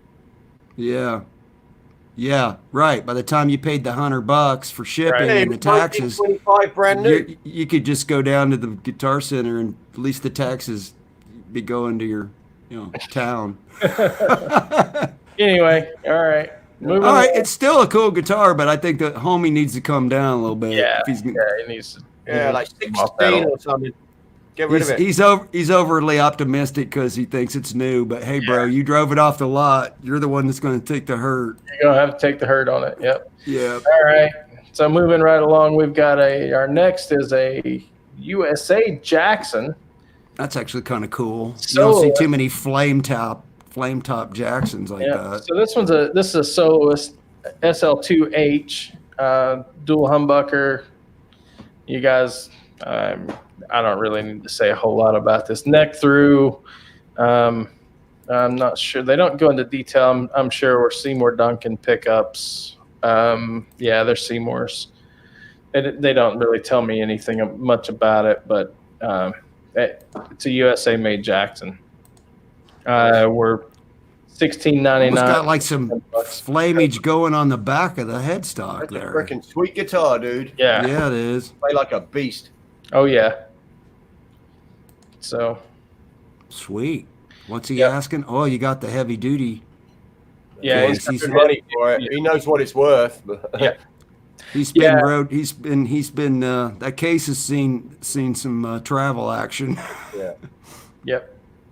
So he's had it on here for 2 months, but he obviously just marked it down 15%. So right. He's not giving it away, but No. he is taking an offer, and it's in Brooklyn, Maryland. So if you're an East Coaster, you might be able to get him down a little bit.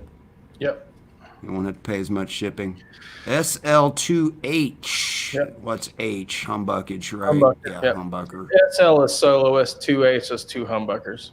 2 humbucker, right. Soloist, 2 humbucker. Yep. Sweet. Okay, I like that red. I know some people don't like red guitars. I don't understand. Kitty cat.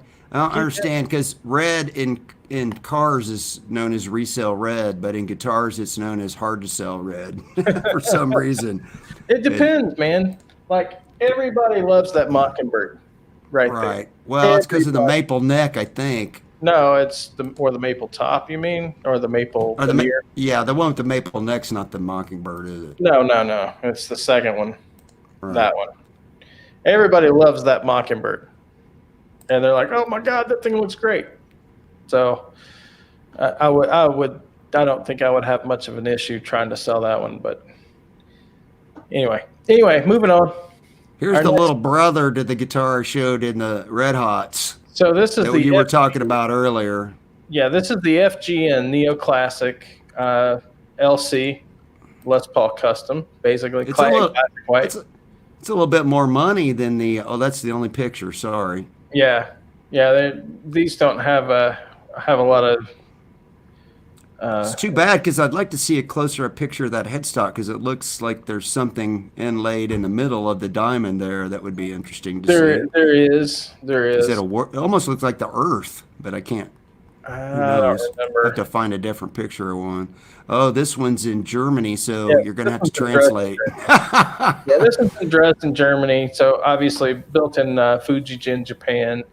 It's a mahogany body, mahogany Goto piece, long neck tenon.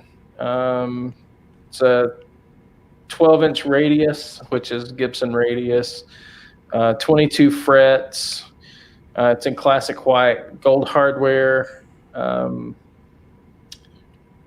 Speed knobs. Yeah, 24 3/4 scale, which is Gibson scale. It's got they've got Alnico 8 humbuckers.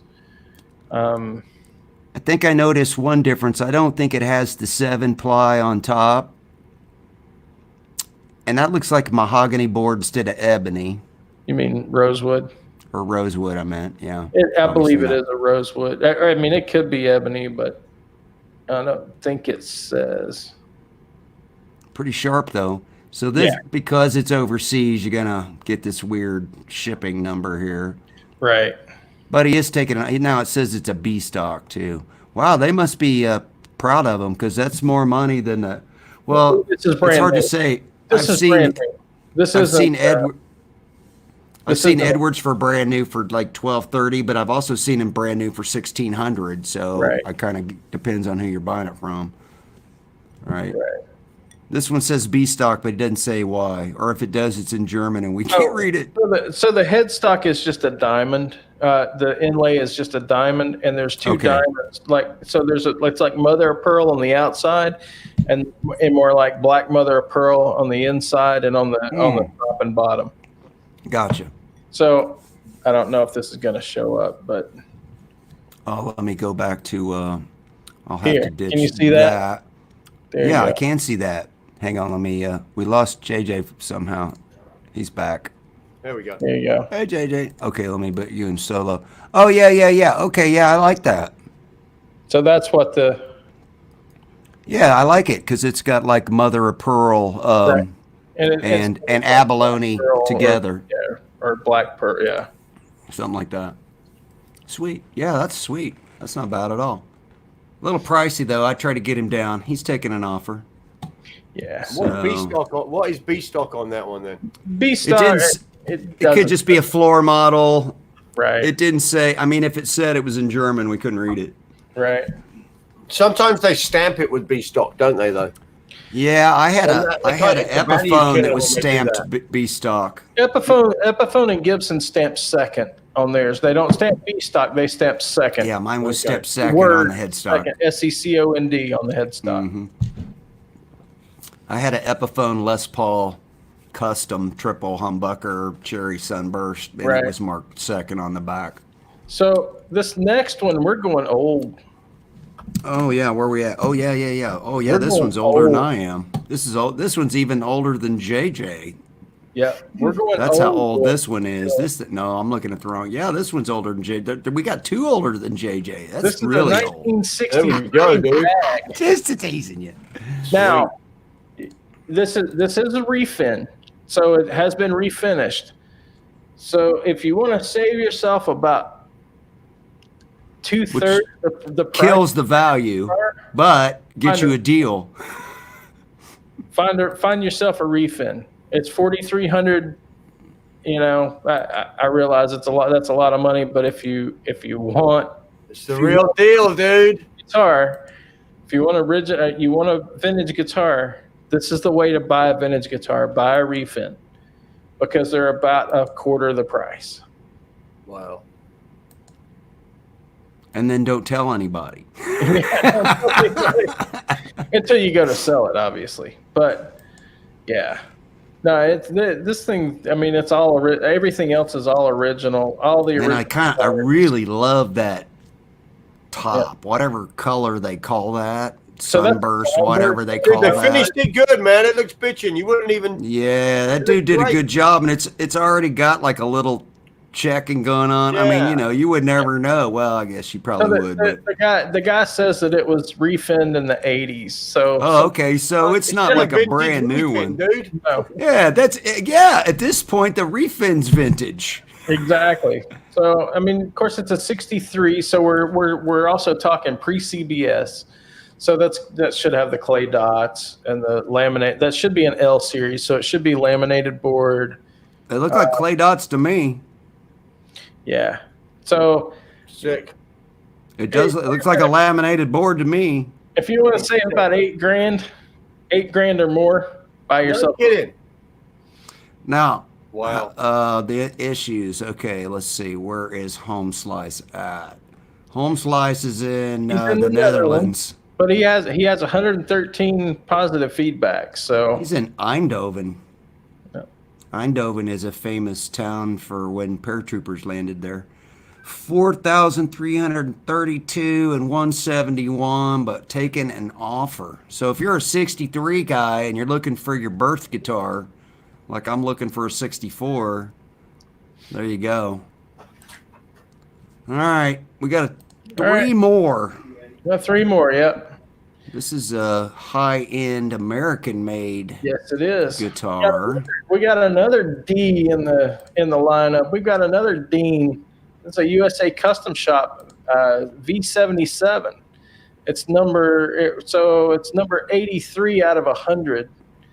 So this was made in 2007. Just the two photos, guys. Sorry about that. Just two photos. Hey, I try to find cool stuff, but this one's signed by Dean Zielinski on the back of the headstock. It's a 5A grade maple top, mahogany body, mahogany neck, ebony fretboard, nitro finish. Wow, 25% off. Yeah. It's kind of a cool guitar, and there's only 100 of these out there, 100 of this exact model out there, and it is signed by Dean Zielinski. There's a Dean collector out there that wants that one. Yep, for sure. Yep. So what are we looking at with shipping? We're looking at $3,000. Basically, yeah. Yeah, he's in the Netherlands also, right? But he's also taking an offer. So what you do is you at least knock 171 off, so you're getting free shipping out of the deal. Pretty much. Yeah. Look at that guitar, is sick, man. Yeah, if you're a Dean guy, I mean, flame top, look at that top. Really, isn't it? I wish there was a better, closer up pictures, because that top looks like it's spectacular. It's a monster. That thing's a beast, man. I'd love to hear that. Peter's Gear Emporium in Leiden, Netherlands. I'm going with Leiden. Wow. All right, we got a couple more. Yeah, two more. There's another guitar that's older than going old again. JJ and myself. Yeah. So this one's from 1962, and this is a player's grade SG. SG. Is that walnut body? No, it's mahogany.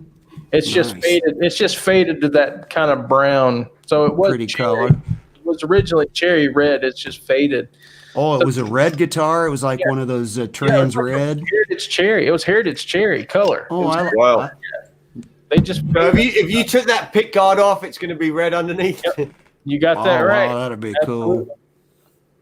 So there have been a few modifications made. So that's the reason for the price tag on this, right? So obviously the stop bar tailpiece was added because these would have been just a wrap tail. So somebody added the stop bar. So they've drilled holes in here, put the stop bar in, and then put in a different bridge. They put in instead of the wrap tail. Right. So originally it had a rep tail Yep. right here, and this didn't exist. Right. Yeah. So, I mean, what's that do to the scale length? Nothing. It's the same scale length, and it actually allows you to intonate the guitar a lot better. Right. Yeah, they did it for a reason. They did it to improve it. Yeah, they made it better. Right. And of course, they changed out the tuners from the little mini tuners. They actually put some shallers. They used German-made shallers, though. German shallers, yep. Yeah. Real and shallers. what's cool about them is they're vintage at this point too, right? Yep. Yeah. So, and it's it's got that nut's seen some playing time. It might need a nut job. Can you say that on YouTube? I think you fucking did, dude. Damn it. So cool guitar. A lot of total vintage vibe, but it's a total player. So it is a total vintage vibe. 30, 58. Yeah, that's a lot of cash for a guitar that's been altered. He's taking an offer, home slice. Man, you're all over the Netherlands tonight. What's up with? So let me just put it to you this way: if you were to buy one all original, yeah, it'd be double that. You're gonna pay almost $8,000. So you're less than half price for all the wood's the same, man. A couple of minor mods to improve it. Well, I mean, yeah, there you go. There's with the pick guard off. It's not really red, but you can see. Yeah, that's pretty freaking cool. The electronics obviously are in the pick guard like a fender almost, right? They're all down here. So what's the purpose of the pick guard? Just a hollow chamber? The pick guard was original. I'm not sure. So that's been a modification. You know what? I bet the electronics have been moved. That pick guard. Now that pick guard should have just been. That's the right pick guard. Why is there a cavity? Yeah, I don't know. Was there a hole in the cavity for the wires to go through? It says the less notable changes are the tuners. The input cavity has been filled on the side and routed under the pick guard to fit all the switches you needed as a decent rock god in the 70s. So originally the electronics were under here, and it's been rerouted. It looks freaking sick. It's a heavily modded. Obviously 62 SG, but it's kind of cool when you think about it. It's player's grade, man. It's not a museum piece. I like the mods. It's just too expensive. Yeah, that's a lot of coin. Yeah. I mean, I didn't even pay that for my Les Paul custom shop. Okay, I paid $500 less than that. Yours isn't a 1962 either. I know, but mine's also not modified all the shit either. Yeah, that thing's dope, dude. So, but anyway, it is cool though. It is cool. I'll take 10 of them. It's definitely in that make an offer territory though for me. That's an offer guitar. All right, one more. This is the if you have to ask, you can't afford it guitar tonight. So, and it's a swinging deal. Hey, $8,000 because it's signed by BB King. Yeah, it's actually signed by BB King, and it is a 355 Lucille. So, I mean, so what's the signature adding in price? Probably depends. He's still alive, isn't he? No. When did he die? Damn, Brian. He's been hey man, a couple of years ago. couple of years ago. Okay. Might have been last year. But the thing is how many autographs did he sign? That's what drives the autograph market. So if he signed 8 million autographs, it's not worth that much. If he signed 27, a lot of guys didn't sign a lot of autographs. So you already blocked that in the wrong bloody place. That should have been somewhere else so it could be played, you know? Yeah. Yeah, I wouldn't have put it there. I would have put it on the back on like the somewhere, just on the back, right over. Or put it on the pick guard so you can take the pick guard off and save the pick but guard. that ain't the place to sign it. Well, he probably signed it where the guy said he wanted it signed. But That's a beautiful headstock. I love that. Love the binding they do, man. They do a great job on the binding. Look at that. Yeah. Beautiful. And sweet. That is beautiful. What's up with this bridge, Dave? Learn me up on this bridge. The TP6, the tailpiece? Yeah, let me go down here. You see, I'm looking for a bigger picture. That's a Nashville bridge. That's not an ABR1. That's a Nashville bridge, but it's got the TP6 tailpiece. So what are these? They almost look like micro tuners. They're just fine tuners. Yeah, that's all they are. Wow. So the TP6 showed up on the 2550s. So the 2550s or the blue lights they showed up in the late 70s. So what am I getting? So what am I getting for my money out of this 6-position chicken switch? Oh, so that's a variatone switch, and what it does is it puts different capacitors in and out of the circuit. So it completely changes. Really and truthfully, out of all those positions, 1 and 2 are about the only ones you'd ever want to use. So you got 3-way switch, got volume and tone, just like your standard Les Paulage, and then you got so is this running through different capacitors inside the circuit? Yep. It just basically puts different value capacitors in the circuit. $8,000. Yep. Plus 100 shipping, which seems cheap on an $8,000 guitar. Right. This one's in Gaithersburg, Maryland. Oh, you don't know the Netherlands? Victor Litz Music. It's a 93, 25 years old, signed, listed for $20,000. He says, I see other ones listed for $20,000. What? Yeah, you see him listed for that, but that don't mean anybody's buying them for that. Right. There's a difference between listed for $20,000 and selling for $20,000. Right.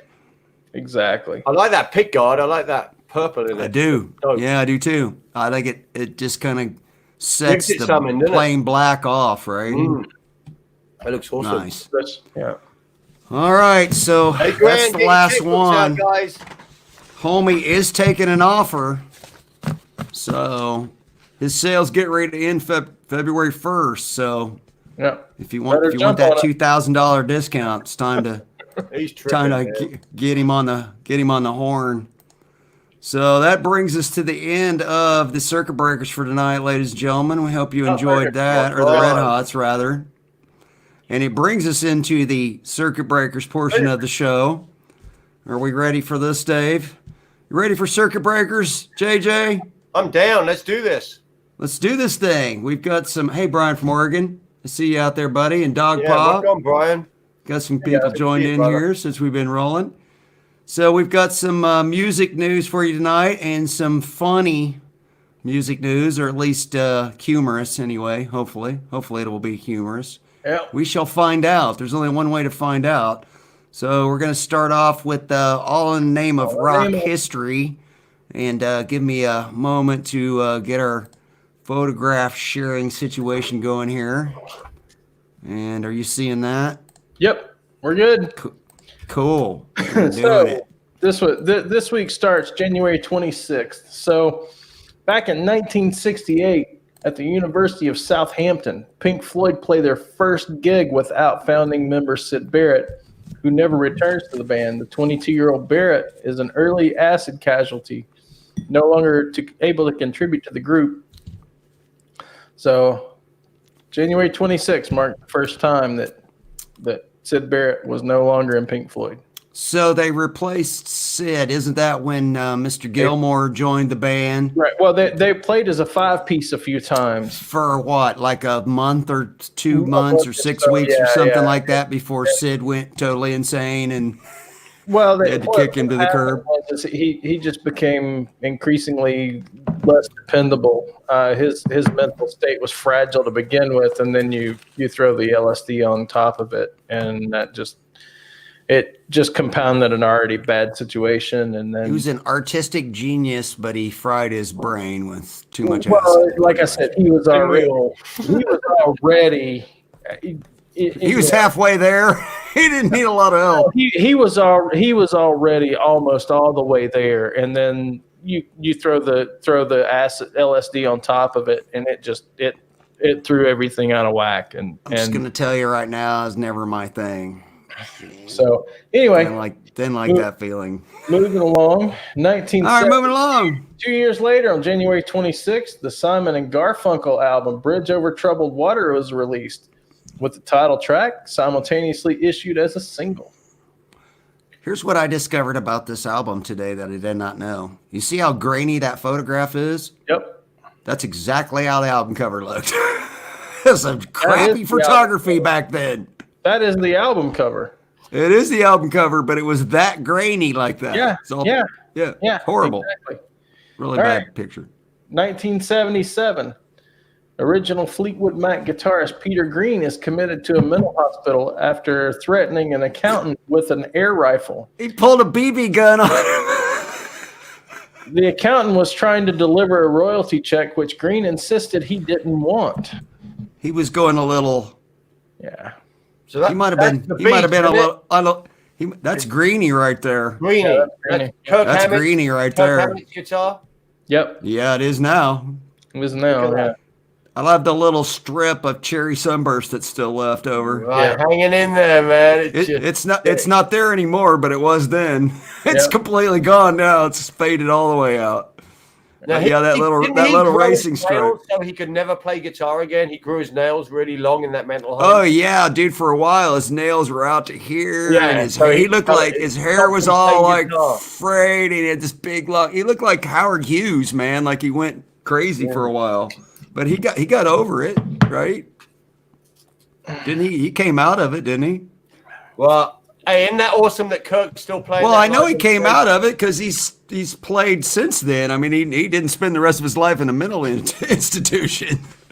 No, he disappeared for a very long time, though. For a long time, but he came back as an older man. I know he's played stuff. So I've seen video of him playing. So. All right, Peter Green with Greeny. Look at that bad guitar. 1986, Leonard Skinner guitarist Alan Collins was left paralyzed from a car accident that killed his female companion. My Lord. He couldn't play with the reformed band Leonard Skinner the next year, but he chose his replacement as Randall Hall. I apologize for the small picture. You would think there would be a picture of Alan Collins that was 900 pixels tall, but there's not. Right. It's unbelievable. And he survives the plane crash. Survives the plane crash, gets in a car crash. It kills. Wasn't he in a motorcycle crash before that? No, that was one of the other guys. Yeah, that was actually. Anyway, there was a lot of crashing going on in that band. Yeah. Stop crashing. Yeah, and it paralyzed him, and then of course he died a few years later due to the complication. He got pneumonia as part of the complications of his. Could he play the guitar after he was paralyzed? It was neck down. He could. God, damn, he probably wishes he would have been just dead at that point. Yeah. Now I know he's your guy, right, Dave? I love Collins. Dave, this is one of Dave's guitar heroes right here. Actually. Steve Gaines. Gaines, he died in the crash. He died in the plane crash. He had curly hair, right? He was tall. Steve Gaines was an amazing player. And I'll stop. We'll keep going. I kind of liked his stage presence too. All right, moving on. We need to move on. 1957, we have a significant birthday. Eddie Van Halen is born in the Netherlands. Eddie's older than me by a lot. I'm shocked by the fact that Eddie's in his 60s now. Yeah. Eddie and his family eventually settles in Pasadena, California, where he forms Van Halen with his brother Alex. Ugh, I can't talk. All right. Happy birthday on the 26th. Happy birthday to Eddie. And January 27th, back in 1962, with the twist at number 1 in America, 2 San Francisco DJs sell out the Cow Palace in San Francisco with a twist party headlined by Chubby Checker. And I know you can't tell because of the size of the picture, but that ticket right there, that ticket stub is from that actual show. All right, you can see the party at the... Yep. All right. That brings us around to 1980 at the Gaumont Theater in Southampton, England. AC/DC played their last show with Bon Scott. The electrifying frontman dies on February 19th after a night of excessive drinking, which I'm sure we'll discuss that week. Yeah, we never would have got the album Back in Black, but what a shame. Yeah. Right. What a bummer. All right, next one. 1990, Soundgarden becomes the first grunge band to make the Billboard album charts when Louder Than Love shows up at 168.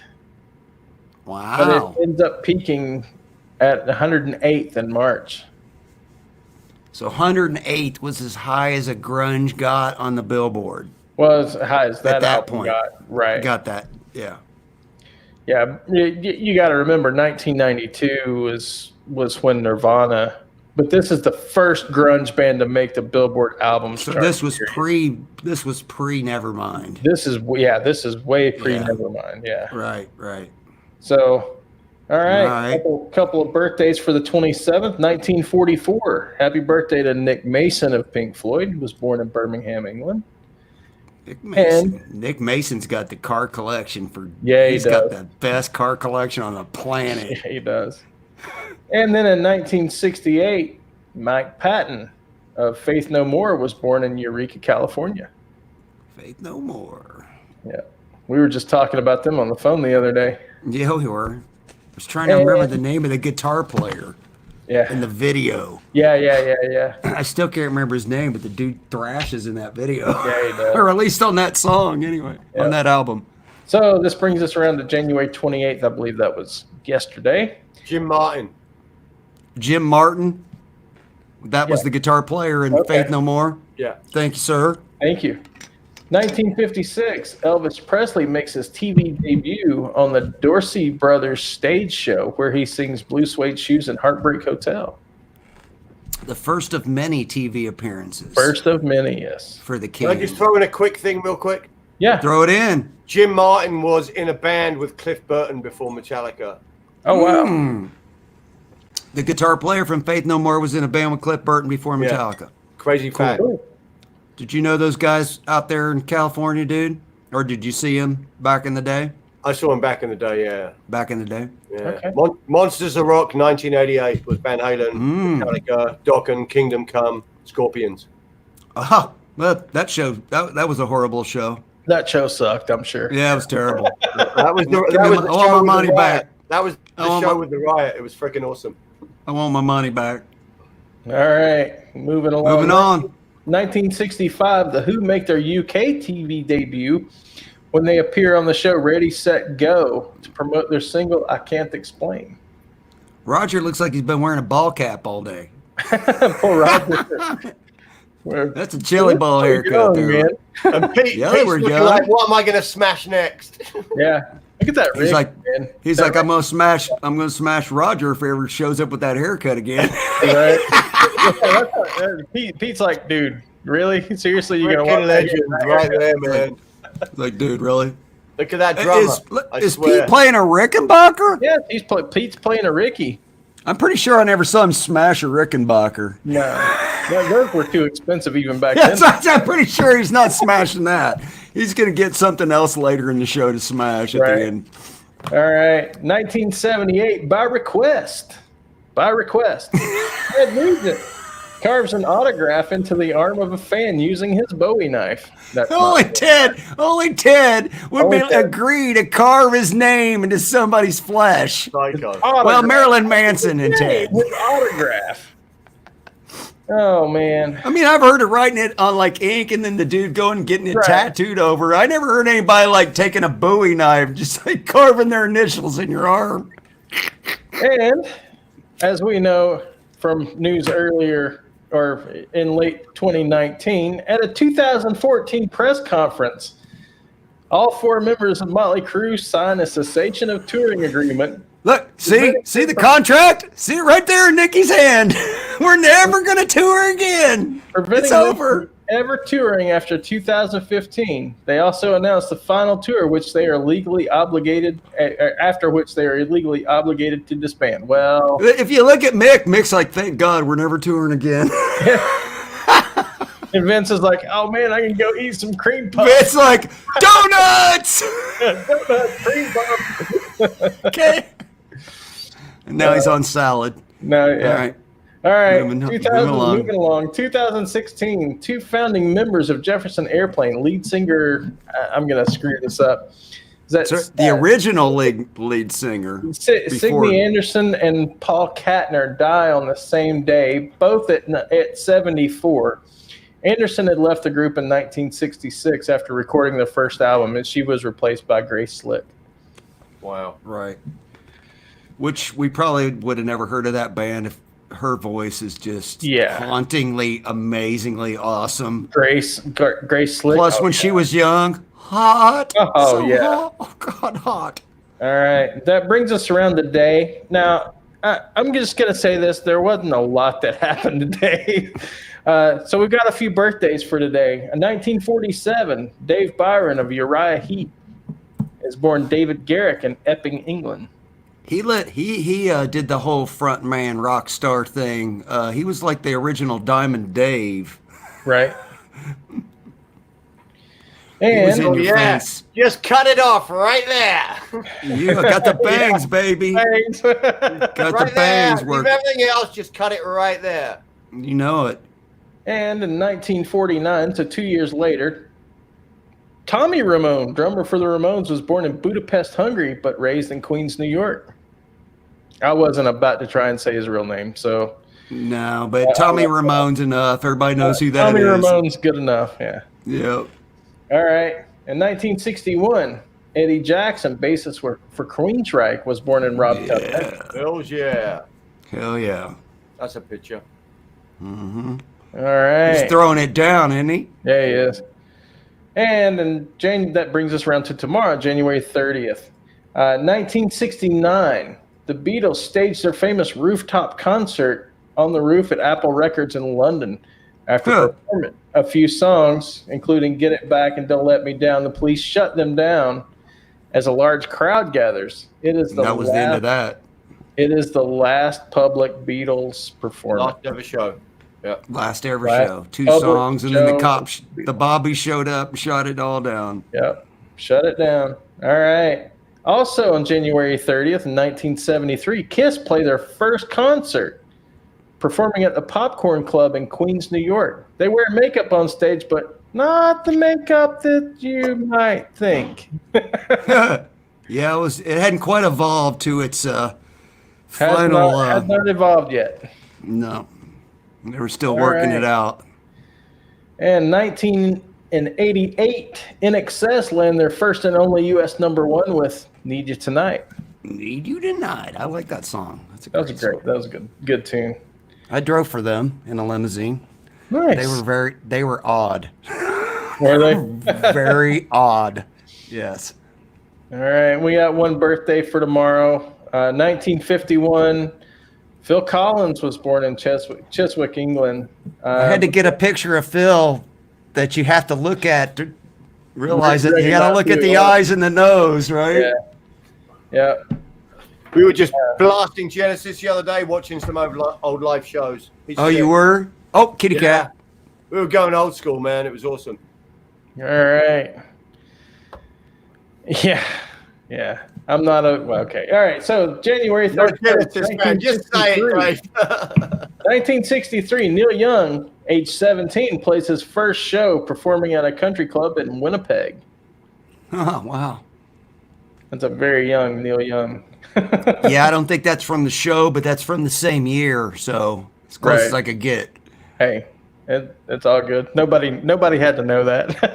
1970, Whole Lotta Love reaches number 4 in the U.S., and that is the highest Led Zeppelin will ever chart on the Hot 100, because most of their songs are never released as singles. Hey, I hate to interrupt. Yeah? I gotta go to the bathroom really bad. I do too. TMI, Brian. Just get out of here. Time out. Be right back. Hey, JJ, take over for a minute. Fuck, you're out of here as well. Dude, I'm down. Who are we talking about? Are we still on Neil Young? There's a couple of really good shows when he was real young, and it's the first time he'd ever performed Heart of Gold and Old Man, and he's just sitting there. He's going, yeah, you know, I have a farm, and this was about the guy that I bought the farm from, and he performs Old Man and Heart of Gold. First time ever live on TV, and man, it's freaking mind-blowing. So check that shit out. And I'm going to move to the chat. If you guys got any questions, and thanks for everyone for coming. Melon Hippie, what up, brother? He's out of here. Great job vamping. I could hear you in my Bluetooth. That was really good. That was quick. Oh man, it was getting closing in on wetting my pants though. Yeah, well, it kicked in hard, man, as we get older, isn't it, mate? Right. You know how it is. Yeah, it's one of those all of a sudden. You're a fucking legend. Rock on, brother. Dwight Bailey. Just want to say hi to some guys, man. I haven't been in the chat that much. Krellbar, Visual Guy, everyone, Howface. Guitar Hack, you're a legend. I watched your show earlier, man, on the P90. Awesome. Krellbar says I got toilet paper on my shoe.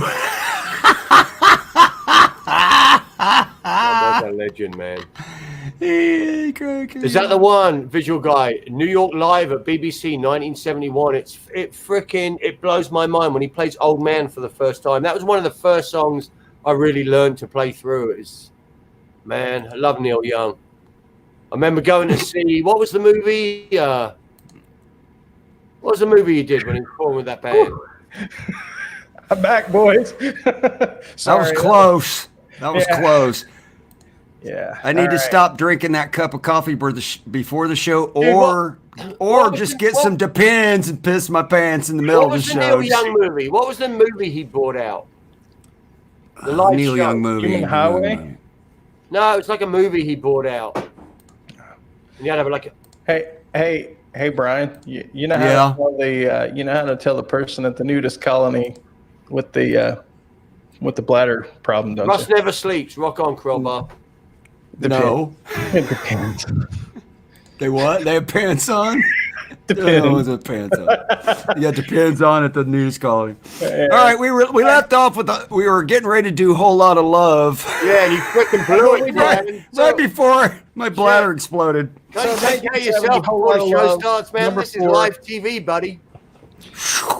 So we would have went to commercial. Yeah, or we would have, if I was a DJ, I would just played Stairway to Heaven, then I'd have had plenty of time to go, right? We should have gone for the blooper instead. It would have been freaking dope. Right. So Whole Lotta Love reached number 4 in 1970 on January 31st, which was the highest that Led Zeppelin ever charted in the U.S. on the Hot 100. Which is almost hard to contemplate. It's hard to conceive, right? Love Led Zeppelin. But you know why? They didn't put out any singles of anything. Yeah. See, so that was their whole thing, was they did not want their songs released as singles. So there you go. But that's a hell of a single, though. Whole Lotta Love and Immigrant Song is the B-side. That's not a bad 45 right there. All right, good deal. moving along. 1979. Bo Diddley opens up for the punk band The Clash at the beginning of their U.S. tour. Well, you don't see that every day. That's quite the yin and yang, right? Yeah. So Bo Diddley opening for The Clash. Yeah. So we have a few birthdays for January 31st. Terry Kath, co-founder and guitarist of Chicago, was born in Chicago. Illinois. That's his signature Telecaster thing there. Kind of almost cool. got a Jimmy Page mirror thing happening. Trippy. Got Eddie Van Halen freaking. Yeah, it's kind of a weird kind of thing, right? It's got all kinds of stickers, but that's a guitar he played a lot. Was that That's Telly? cool. You got the Blackhawks there on the upper He would always wear, like a lot of the time he would wear a hockey jersey. He would wear a Blackhawks hockey jersey or a New York Rangers hockey jersey on stage. That was his stage uniform. All right. So, sick picture. 1951, Phil Manzanera, lead guitarist for Roxy Music, was born Philip Jeffrey in London, England. Rocking that Cardinal Firebird, baby. Yes, sir. That's a 7 too. Firebird 7. Triple humbucker. I can see the three mini humbuckers and the Maestro. Nice. And then that was his signature guitar, by the way. Every picture I could find of the guy had that's an awesome Cardinal Red Firebird. That's an awesome Firebird, man. Yeah. That's a great looking Firebird. Oh, it's got the big lock inlay, so that's a custom. Yeah, that's a 7. It's custom. Yeah. So in 1956, Johnny Rotten of the Sex Pistols was born in Holloway, London, England. His mom was like, "Oh hell, what happened? What did I just do?" And then that rounds us around to Saturday, which will be February 1st. In 1964, Indiana Governor Matthew Walsh bans the Kingsman version of Louie Louie, calling it pornographic and making literally a federal case out of it. Mountain out of a molehill. I think there was one of the Supreme Court justices. They said, what's pornography? He goes, I don't know, but I know it when I see it. I don't know how to describe it, but I know it when I see it. There you go. All right. 1964, February 1st, the Beatles' I Want to Hold Your Hand hits #1 in the U.S. as Beatlemania takes hold. Wow. Beatlemania. That was a thing. Yep, it was. 1972, Neil Young releases the album Harvest with the hit Heart of Gold. Incredible album. Gold. You were just talking about that a second ago while you were vamping. Yeah, it was a huge inspiration. And then in 1994, Green Day releases their third album, Dookie. That night, they play a gig at Slim's in San Francisco with the Dead Milkmen. 2 great bands, by the way. I love both of those bands. There's a lot going on that album cover. That's a great album. Yeah, it is. Great. I love that album. And of course, I like the Dead Milkmen too, and Violent Femmes. I love especially all those old early 80s punk rock bands. Love that stuff. So we got a few birthdays. Pretty significant one here. 1950, Mike Campbell. And if you don't know who he is, you better learn. The guy. Love me some Mike Campbell. Mike Campbell, lead guitarist for Tom Petty in the ex-lead guitarist for Tom Petty and the Heartbreaker, and now for Fleetwood Mac. And he has a new band called the Dirty Knobs, and they just put out their first single on YouTube, and it's on my Facebook page. You should follow the link because it's a rockin' freaking tune. And he's playing and singing, and he sounds hauntingly like Tom singing too. Yeah, but he was born in Panama City, Florida. So Saturday, happy birthday, Mike Campbell. He's one of my favorite guitar players that I think he's so underrated. Oh, yeah, definitely. 1951, Rich Williams, guitarist for Kansas, was born in Topeka, Kansas. Rocking some PRS. Yeah, rocking a 10-top core. Not quite the same color as mine. That's an emerald, more like an emerald. That's an emerald top. Mine's the Risa Verde, but kind of the same flavor. Yep, similar flavor. 1964, rest in peace. Janie Lane was born. Janie Lane of Warrant was born in Akron, Ohio. Rest in peace, man. He was a good-looking kid, wasn't he? Yeah, dude had a set of pipes on him too. Yeah, he did. I always remembered seeing him one of the final interviews where he's like, I hate that goddamn cherry pie song. I wish I would have ever wrote the cherry pie song. He hated that song. I'm stuck being the cherry pie guy. Yeah. And that song was written in one night because the label said, we need a hit and we need one more song. And he went home and wrote it that night. And then he was like, for the rest of my life, I'm the cherry pie guy. Oddly enough, so that album, just another little bit of trivia, that album was not going to be Cherry Pie. That album had another name. And the night that they went to the presses, the record label changed the name of the album and changed the cover. Yeah, he was not happy. So there you go. And it was a last minute deal too. The song even. I like the song. I mean, it's a catchy. It's all right, tune, but I can see why that wouldn't be the thing that you'd want to be known for your whole damn life, right? But it's still it's a catchy tune, and I sing along with it every time. Not that I can sing, but I sing along with it every time when it comes on the radio or I hear it. So right. Anyway, all right, moving along. So moving on to our next segment of the Circuit Breakers. We got a little bit of music news. Obviously, this last week was the Grammys, and the Grammy Awards have been the biggest night in music for years, but apparently not so much anymore. They had their lowest ratings on television ever.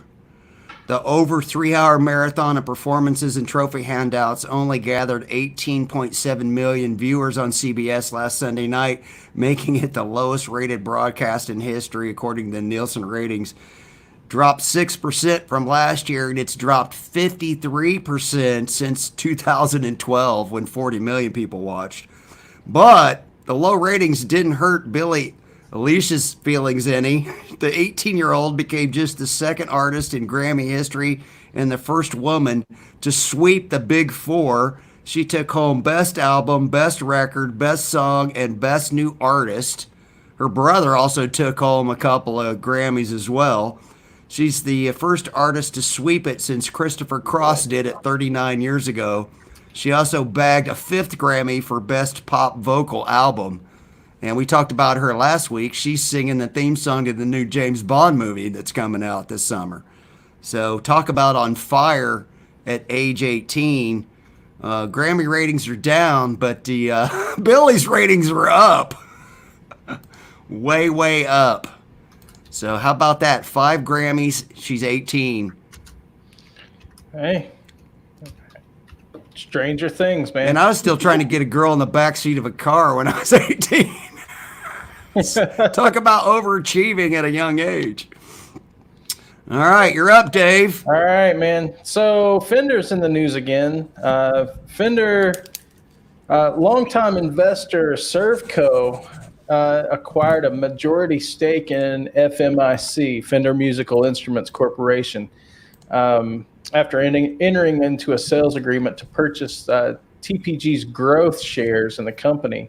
So the purchase was set to be completed next month in February, and the brand obviously operated under joint ownership by both Servco and TPG Growth. So Fender, the majority is now no longer owned by Fender. So we have some questions there on whether or not Fender will now be a publicly traded company or if it's going to remain private. There's some other questions that this has raised, but CEO Andy Mooney said the change in ownership won't affect the makeup of Fender's current management. However, we don't know. Also, have to wait last and see, week, right? Yeah, wait and see. Also, last week, Fender was fined £4.5 million by the UK's Competition and Markets Authority, CMA, for preventing online discounting for its guitars. It's the largest fine the CMA has issued for such an offense since keyboard maker Casio was fined $3.7 million last year. Yeah, I remember when Casio got busted back, by the government in UK last year for price gouging or what have you. Similar situation. Yeah, basically is just not allowing them to discount anything. So in a new statement, the CMA says Fender had admitted to breaking the competition law by pursuing a policy aimed at restricting UK retailers from discounting their online prices. So from 2013 to 2018, CMA reported that Fender required its guitars to be sold at or above MAP, minimum advertised price. The practice is known as resale price maintenance, or RPM, is unlawful in the UK.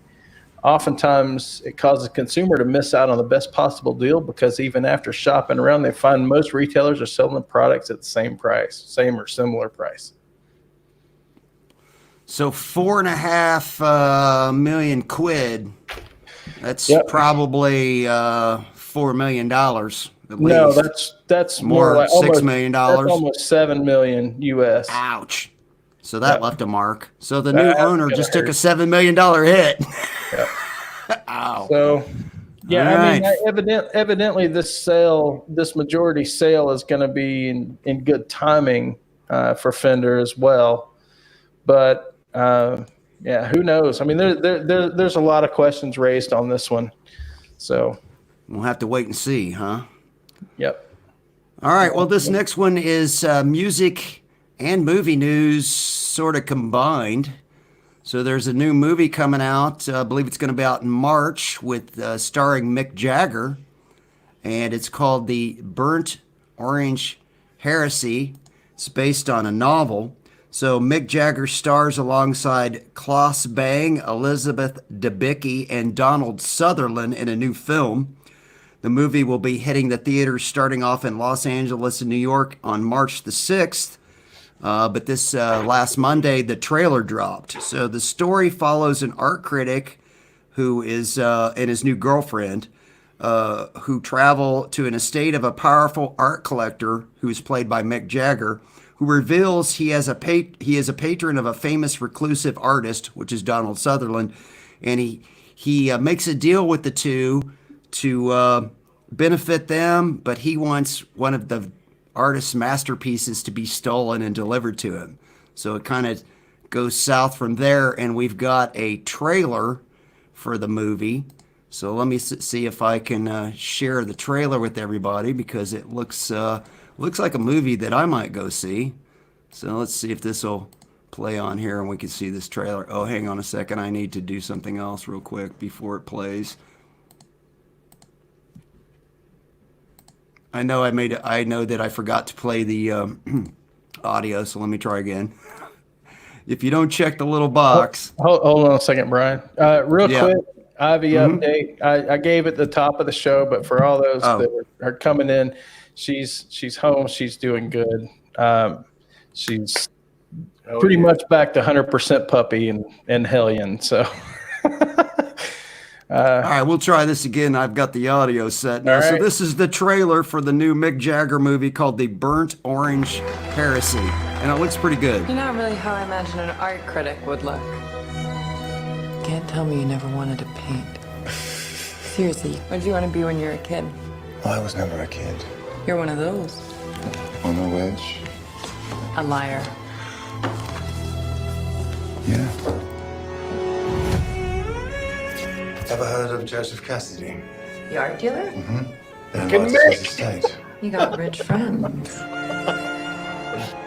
If you could interview any living artist, who do you think it would be? Here's Mick. At the edge of my property, there's a dilapidated little house. In this house, there's an artist. No critic has spoken to this guy in over 50 years.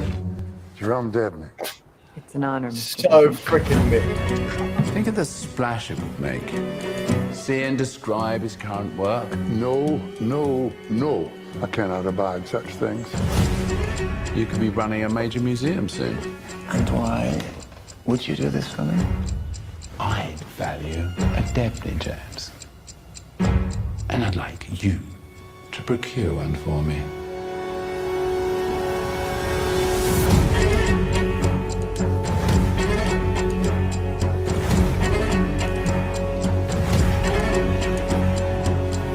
What is this about? Redemption, embezzlement, and forgery. Kind of underhanded, don't you think? You know what we need to do. Most people Dead body! are not what you'd expect. You know, don't you? They won't. Nick has a split pack. True. Come on. That's not a mullet. That's a slick back.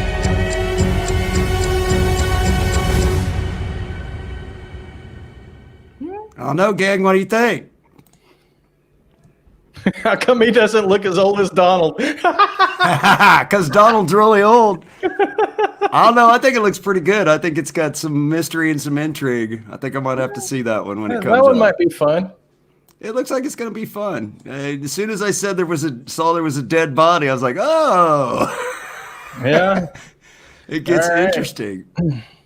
Well, this next one's kind of a odd, funny news story. And we also have some video to go along with this one. This one's called Red Light Uno. Red Light Uno. And the first thing we'll do is we'll go with the photograph while Dave kind of gives you the premise of the story here. A viral video highlights the traffic woes in a Florida city by showing a group of friends sitting down for a game of cards during a long red light.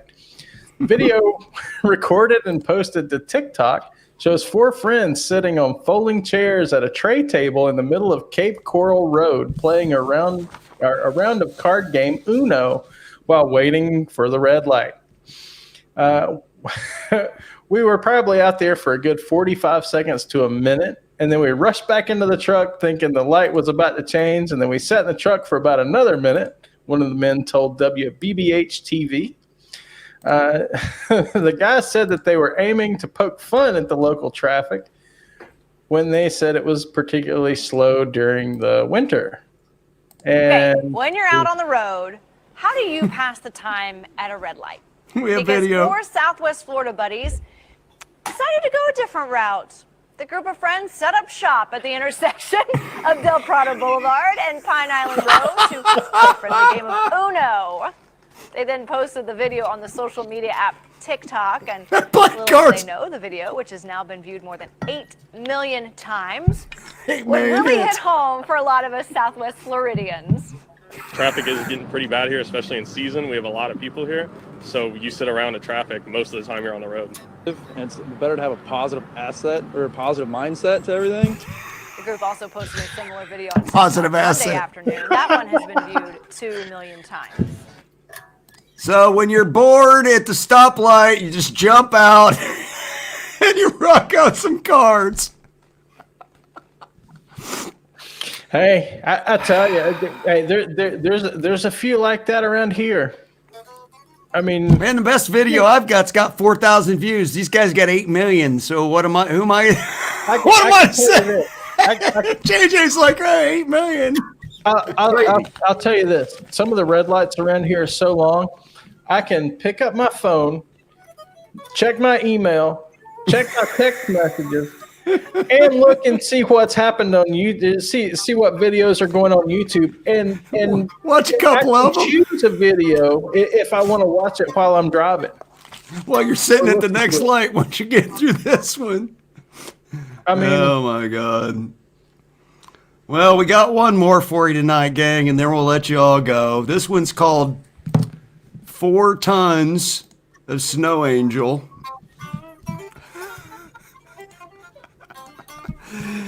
This is a story of a lovely lady. This is a story of a pair of elephants that escaped from a circus in Russia and caused a little bit of traffic delay while playing in the snow. The circus posted video of Asian elephants, Carla, age 45, and Ronnie, age 50, who were being taken for a walk outside before they were due to be driven to St. Petersburg, Russia for a show. But that's when things went wrong, when the elephants noticed the big snowdrift across the street and pulled free from their handlers and headed for the drift. And yes, we do have video of this also. Hopefully it will work.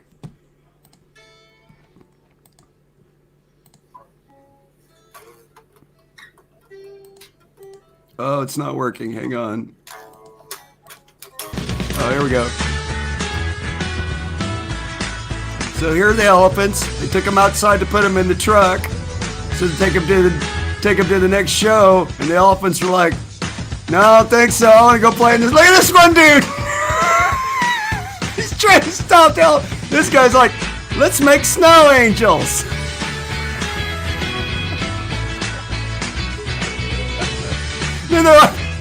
Here comes the other one. Finally, they got him back in the holler. But hey, when an elephant wants to go make a snow angel, the elephant goes making snow angels. The elephant goes to make the snow angel. There's nothing you can do about it. Crazy people. So that brings us to the end of the Circuit Breakers tonight. We hope you got a laugh out of that, or at least a smile. Yep. At least a smile. JJ, thanks for JJ. coming on the show, dude. Man, it's been awesome. What a great night. Rock and roll, man. Loved it. Thank you so much. We so appreciate you coming on the show. Of course, we appreciate all the wire nuts joining in. Dave and I put out a thing on our Facebook page the other day. If there's some things that you'd like to see on the show or like for us to prove on, we're kind of struggling to get. We're getting good views, we're getting great feedback, but we're struggling to get subs. All right, we're just kind of topped out where we're at, and neither Dave or I are the kind of guys that beg for subs, but we'd at least like to know that you want us to keep the thing going. So that's a good way that you can thumb us up and sub us and let us know that you want to keep the show going, because we're having a lot of fun doing it. And next week we're going to have our good friend Metalhead Hippie on, everybody. Yeah. That should be a good show. So he's been putting out quite a few videos and doing quite a bit of live streaming. So we're going to get him on here next week and get to know him a little better as one of our friends in the chat and on YouTube. So what do you think, Dave? Hey, as long as you guys are watching, we'll keep it going. So, but yeah, we do want to hear any suggestions from you guys on anything, anything we'd like to improve, or anything you guys would like to see us improve. Any ideas that you guys ideas for segments, or there may come a time where, it's not the easiest thing to get a guest for 52 weeks in a year. No, it's not. So there may come a time where the show has to evolve a little bit, and we don't have a guest every week. Not that we want to.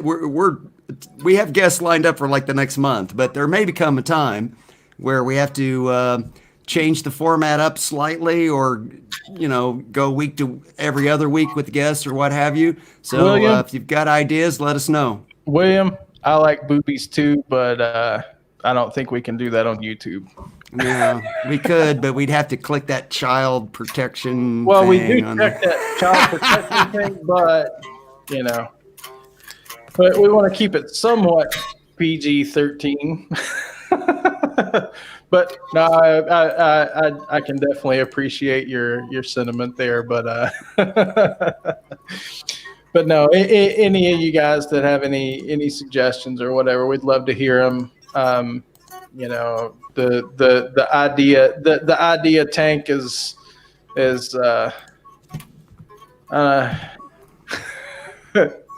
don't know. It might be running a little empty. I need to recharge it somehow. Well, I think most people like our format. I think obviously we like the format that we have, but like we said, that may have to evolve at some point. So, all your brains are better than Dave and I's too. So, right. If you help us with some ideas, we're open to it for sure. This is you guys' show. I mean, we're just here. We're just the two boobs making it happen. I mean, really and truthfully, we're just the boobs behind the microphones and the camera, or in front of the microphones and cameras, and making it happen. So we do this for you guys, and we appreciate you guys showing up every week. And absolutely, the subs we do have, we love you guys. And all the new viewers too, we appreciate it, and so help us out, spread the word, Put the word out, put the word out.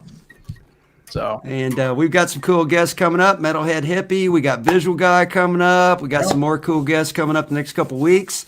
I already signed up, ready to go, ready to be booked in and hang out in the green room and come on the live wire. So, guys, we'll see you next Wednesday night. Metalhead Hippie. Love you guys. How about that? See you. Thanks for coming, guys. Rock on. Good to see you all. Thanks for coming on, JJ. Really appreciate it, man. Appreciate it, man. Great getting to know you a little bit better. We'll get dude. you on again, man. We'll Love it. go through the cycle, then at some point we'll have you on again. I love it. All right, thanks a lot, gang. We're gonna head out. Everybody have a great night. Have a good week. Have a great weekend. We're 48 hours from the weekend. We're encroaching. Rock on, Guitar Freaks. Right All on. right. Oh yeah, Right on. don't forget tomorrow night, Guitar Hack. Yeah. Guitar Hack Live. Thanks. And then thanks Tone for the King, reminder there. Tone King Friday night. Yep. Tone Friday night. Generally, yeah. Sometimes Friday nights. Metalhead Hippie goes on, but Alex Radford goes on pretty often. When are you going on next, Dave? You going to get a live show lined up that you're planning to do? Lined up. I usually just whenever. When it feels like it. Do have I believe episode number 4 in the Guitar Crash Course coming up on Saturday. I got video in the can. I got more to shoot and edit and put together, but video coming out on the cool Edwards guitar here. So on my channel, if you guys are enjoying the Guitar Crash Course, let me know. Link to JJ's channel in the description. Yep. Yeah, so JJ go has sub it, yeah. JJ. And Go keep your sub eyes out for JJ. my band Stonehill. We're going to blow up this 2020. Anyone in the California area this Friday? We've got a show in San Clemente, and we're bringing it hard. So yeah, Hey. keep your eyes out for Stonehill in 2020. Shoot some video of one of your live shows and put it up on your channel, man. We'd like to check that out. We'll do, brother. Yeah, we'll do. Absolutely. Hey, guitar dudes and dudettes, thanks for tuning in, everybody. Wire Nuts, thanks a lot. on, Guitar JJ, Freak. thank you so much for coming on, man. Yeah. Rock on, everybody. Bye. We'll see you next week. See you guys.